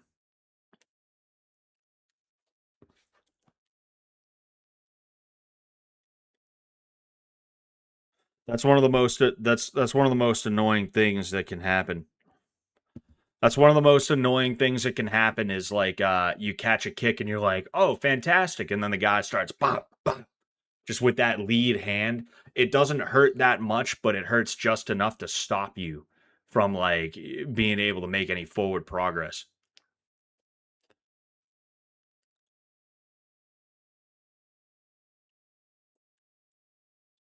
There was the clack. It was a nice stiff jab. The way he like that's one of the things about him too. The way he just runs in. He'll be like all the way across the ring and it's like he scampers.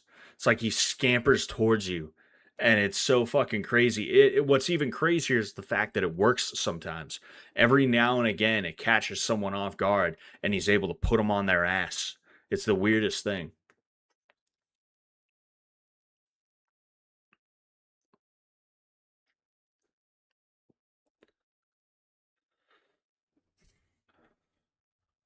Oh, yeah. Oh, oh, he took his back. He took his backside. Oh, hey. Hey. Again, like there is a chance that Yi Long could outwork Bukao here. I just don't know if it's going to happen. The thing about working is that working doesn't necessarily matter if. Oh, hey, that was a nice attempt. Working doesn't necessarily matter if you're not landing punches, and that's one of the challenges with scoring. Oh, hey, oh, hey, that's one of the challenges of scoring a fight if you're a judge is like you have to know what a landed blow versus a non-landed blow is, and it's not always obvious. It can be a little confusing, I guess you could say. I just remembered I was supposed to get paid today from my gym, and I completely forgot. Oh, hey. Uh-oh. Uh-oh. Uh-oh. I forgot about this part. I remember it now, but I forgot about it.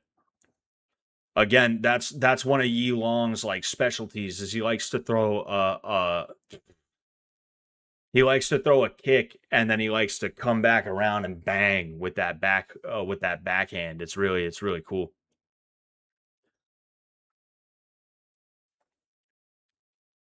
Oh, hey.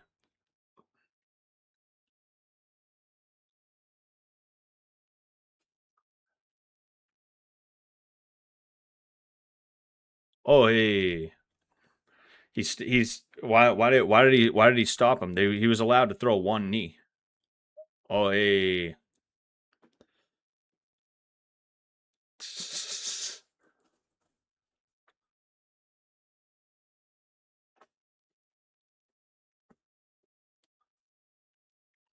Oh, hey. Oh, hey.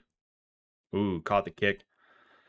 That's one of the worst things you can do is catch a kick and then not do anything with it, because in order to catch a kick a lot of the time, oh, that was a nice stepping in, nice walking knee from Yi Long. That's one of the worst things you can do is catch a kick and do nothing with it, because in order to catch a kick, you have to take the kick. You're basically accepting, okay, you're going to hit me, but at the very least, I can catch that and then I can do something with it that's probably going to be worse than what you did to me with that kick. But no, a lot of the time it's, a lot of the time, a lot of the time that's not how it goes.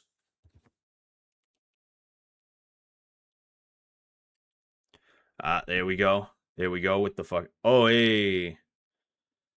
See, I'm not 100% sure what the rule set is. Every rule set's a little bit different. Including like you might have a rule set in like Wulin that is a little bit different from like say another Chinese kickboxing organization, Um, it can be tough, We're going to see, like I said, oh no, wait, no, was it considered a draw? Fuck, there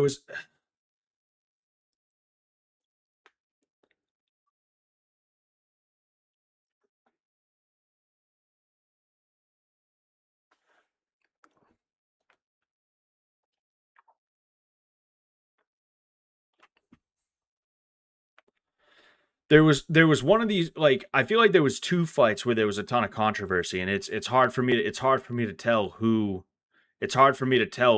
is considered the winner here. So it was Bukaw. Okay, yeah. So there was a rematch. There was a rematch where Yi Long was like given a win that he wasn't, he didn't deserve or something like that. I'm pretty sure is what it was. But yeah, I guess Bukaw won that one. Um trying to think if there's anything. I'm trying to think if there's anything. I feel like there was another fight that. Oh yeah.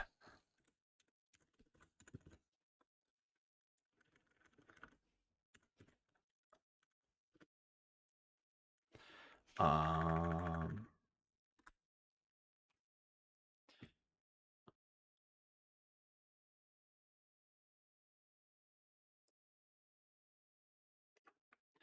We can go ahead and watch this real quick. We'll watch this one and then we'll call it quits. This is a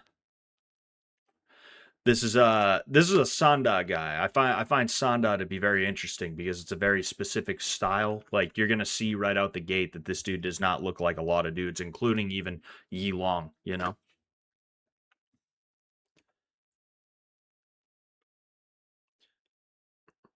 So like right away you can see there's a much more bladed stance. The dude's kind of in and out a little bit.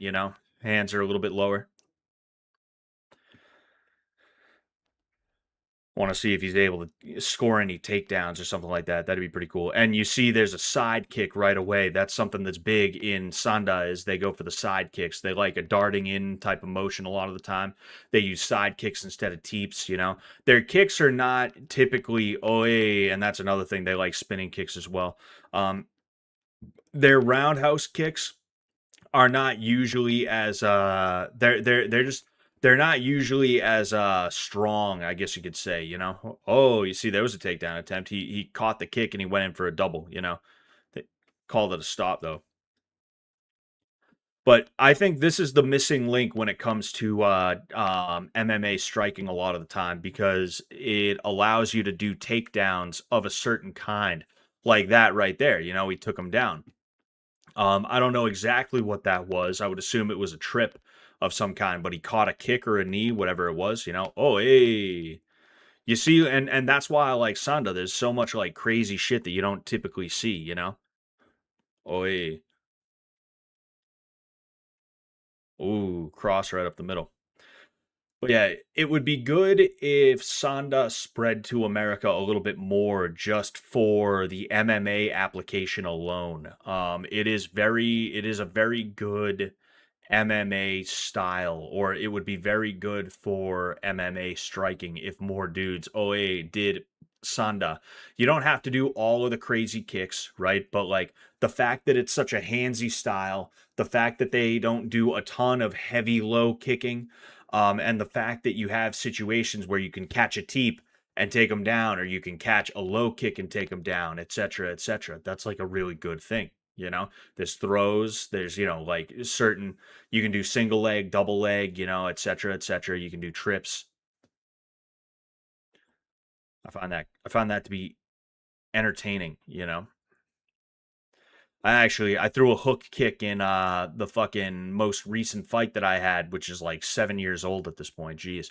But yeah, like hook kicks are very underutilized, and it's because people don't really know how to use them, you know.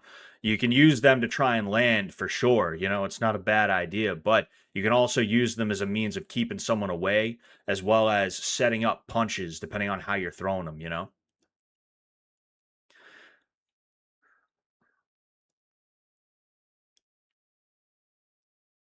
I don't know. Oh, that's his corner. That's the other guy's corner. Oh, hey, nice knee. That was a nice knee.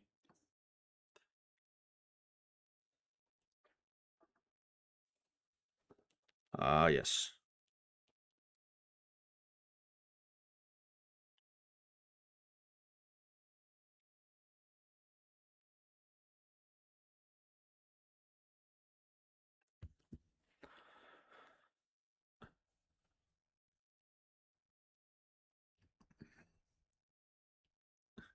That sounds like an Australian dude in his corner. You can oh wait, you can hear the German's corner, you know. I'll go ahead because I just remembered you can't hear him actually. Oh wait.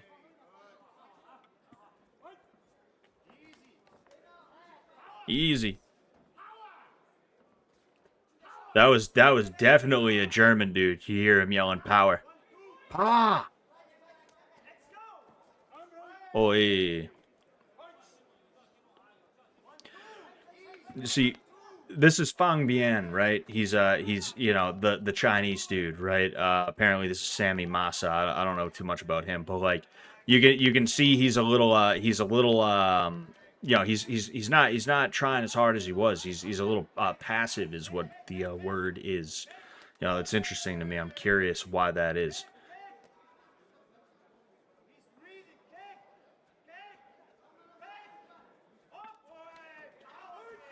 Oi.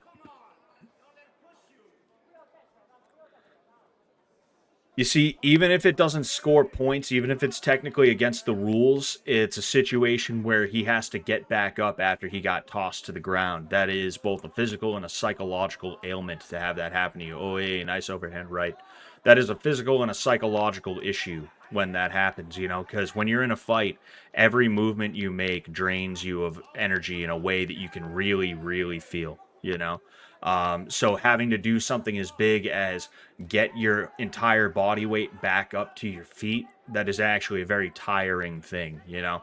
And then you have that psychological side where it's like, dude, he just put me on my ass. He's still standing. What the fuck, you know? Oi.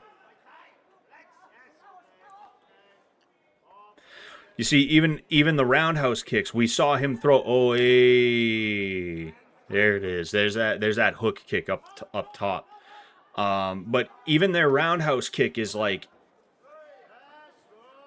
even their roundhouse kick is that was, I'm not gonna lie, that was a little scary. That was a little scary. Let's fucking see that again.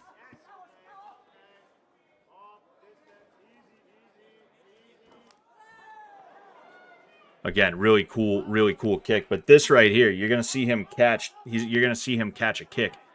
Bang. Oh, eesh. Ooh, ah, ouch. That was real bad. You know, having your leg bent like that. Might have just been the angle, but also there's probably been injuries that way before. What was I gonna say? Excuse me. Oh, yeah. Oh yeah, like you can see the roundhouse kicks, the low kicks that he throws. They're meant to just kind of be pitter patter. You can throw them a little bit harder. Oh yeah, there's some offense from Mr. Massa, but you can see what was I gonna say? You can throw those a little bit harder, right? You can throw those a little bit harder, and it's like perfectly, like you're gonna be able to get away with it just fine. But like they don't throw them as hard as they could because they use them in a different way.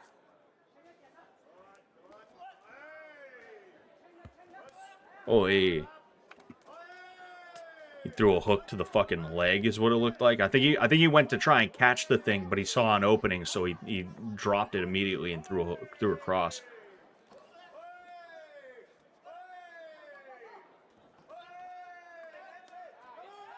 Ooh, starting to catch a couple of them. Starting to get outboxed just a little bit, you know.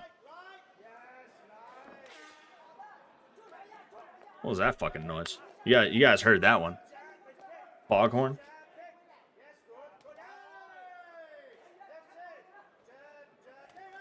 Oh, hey.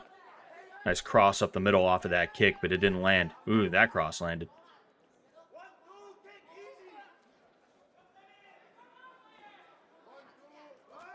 Oh, hey.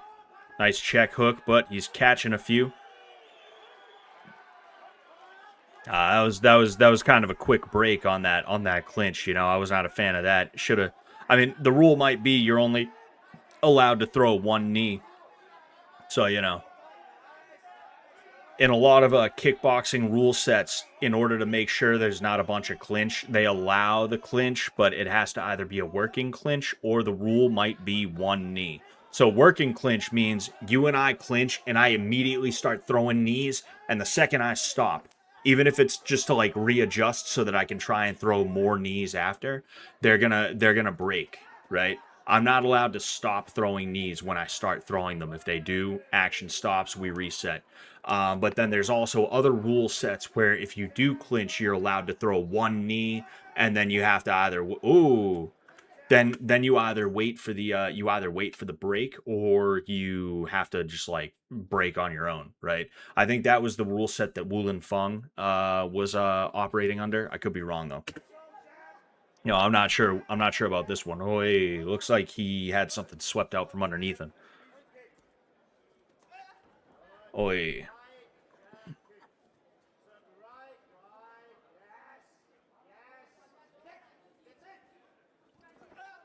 Oh, hey.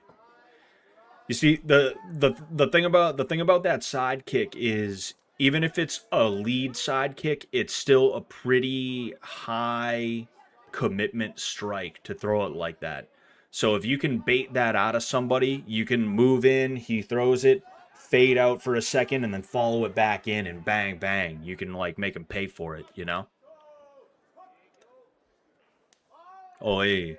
I definitely think Fang Bian is losing this round right here. I think he probably took the first two, but I think he's not doing bad. He's hanging on as best he can, but you know, he's doing a little bit of damage, but you can tell he doesn't want to be there right now. Oh, hey, was that a kick or was that a teep? Oh, hey, that was a kick.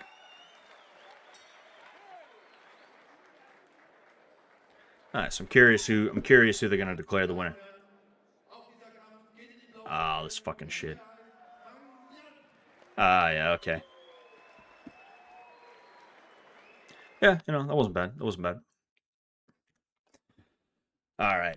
Those were nice, you know. I had a good time with those. I need to start looking for more I need to start looking for more fights that we can watch is what I got to do. That way we can you know, because it's nice to do these. I stopped doing them for a while and you know, like I got to do it again. I just got to do it again, bottom line.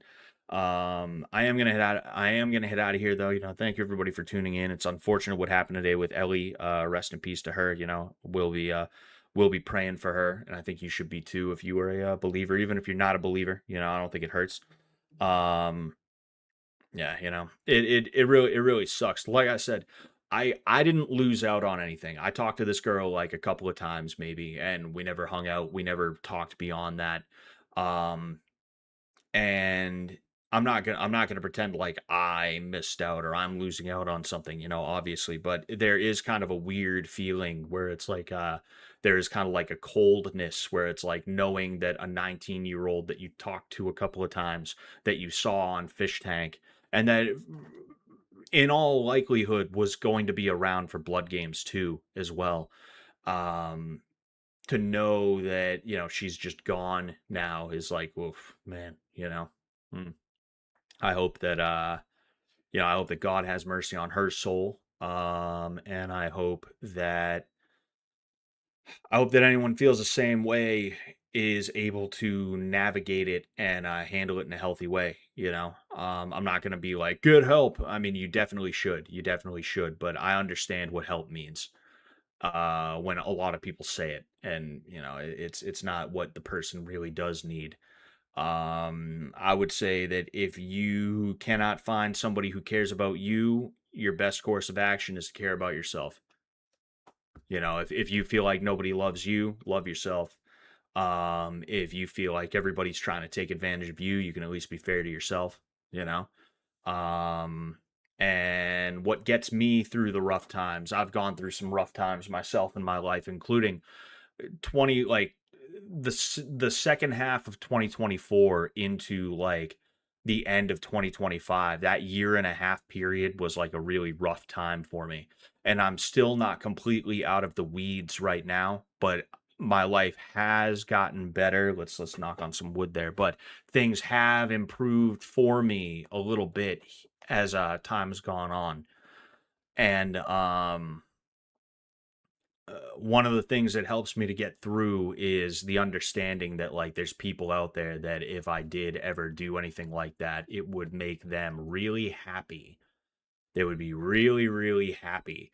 And the last thing I'm gonna do is make some fucking asshole happy that I died. You know, that is the last thing that I'm gonna do. If you can't find, look, if love won't sustain you, hate will sustain you. How about how about that one? How about that one? Not literally, of course, but like what I mean is, you know, there's gonna be people out there that are gonna be like happy. So why not make them miserable? You know?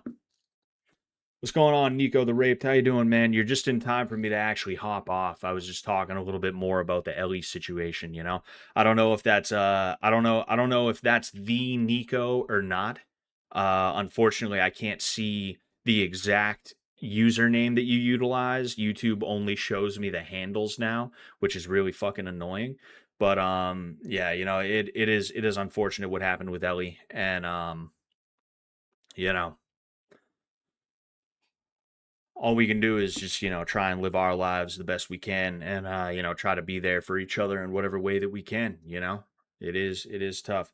Yes. I figured it was you because I don't know many people that are named Nico like that. Yeah, you know. Um but yeah, fucking A. Been a while since we talked. Hope you've been well, bro. Yeah, I've been all right. You know, things have been getting better here and there, you know, like I was saying that like halfway through 2024 some shit really started to go south for me. And I feel like I had been digging myself out of that hole for like a year and a half, you know, and 2026 has been a pretty good year. There's been some shit that's happened in 2026 that is like, oh, fuck, but overall it's been a better year compared to 2025, and I do have hopes for the future, you know. um you know, it is, like I said, it is unfortunate. It is unfortunate for what's going on with what happened with Ellie. You know, rest in peace to her. But I do gotta get out of here. All right. I don't know when I'm gonna be streaming again. I don't know if it's gonna be Saturday night. It might be. It might not be. I will figure that out though. And you guys, you know, you'll know when you see me go live. If you see me go live, if YouTube shows you any of my shit, that is. If not, then it'll be sometime next week. But with that said, one last time, thank you. All right, and until next time, peace out. Sock Sullivan, don't mess with his load, or you will get undone. Spinning round and round, bleeding on the ground. Scotty Rocker, laundry killer, no remorse in this beamer. Fabric assassin, hood cleaner, coming for your Rasta queen. Rape on the washing machine, no use to fight back. MMA, knock your nigga head like a KKK. Hush your nigga mouth if you can't walk the talk. Smokes. Me running really, really fast. Ginger eye round the back of me black ass. Chasing me like a devil, pot belly of the beast. Calling me a dickhead, there is no resist. Closing inch by inch, got me in a pinch. Modern day Scotty Rocker, laundry lynch.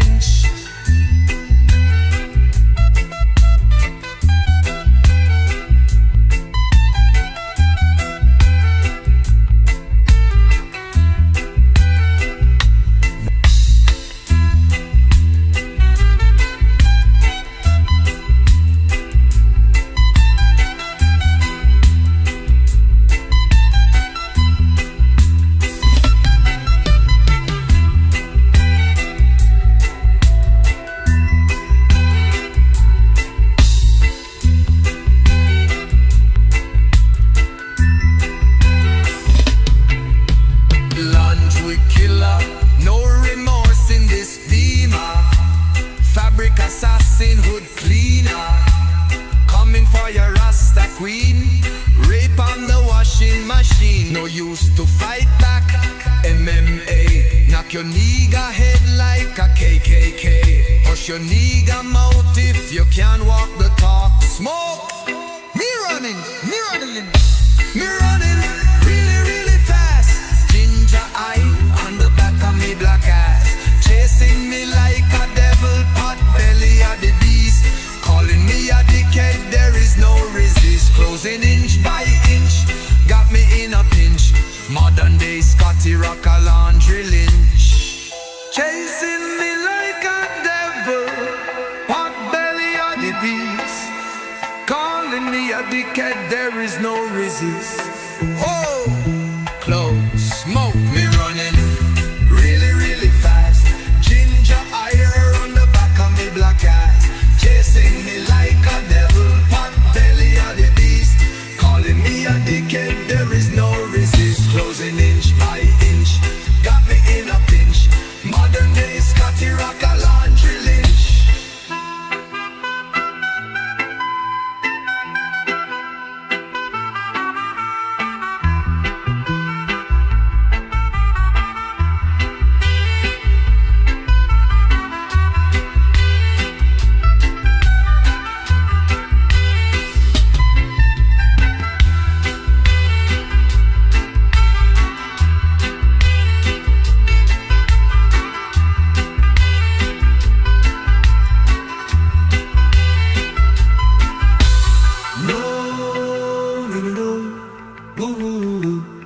Or you will get turned out. No, no, no, no, no.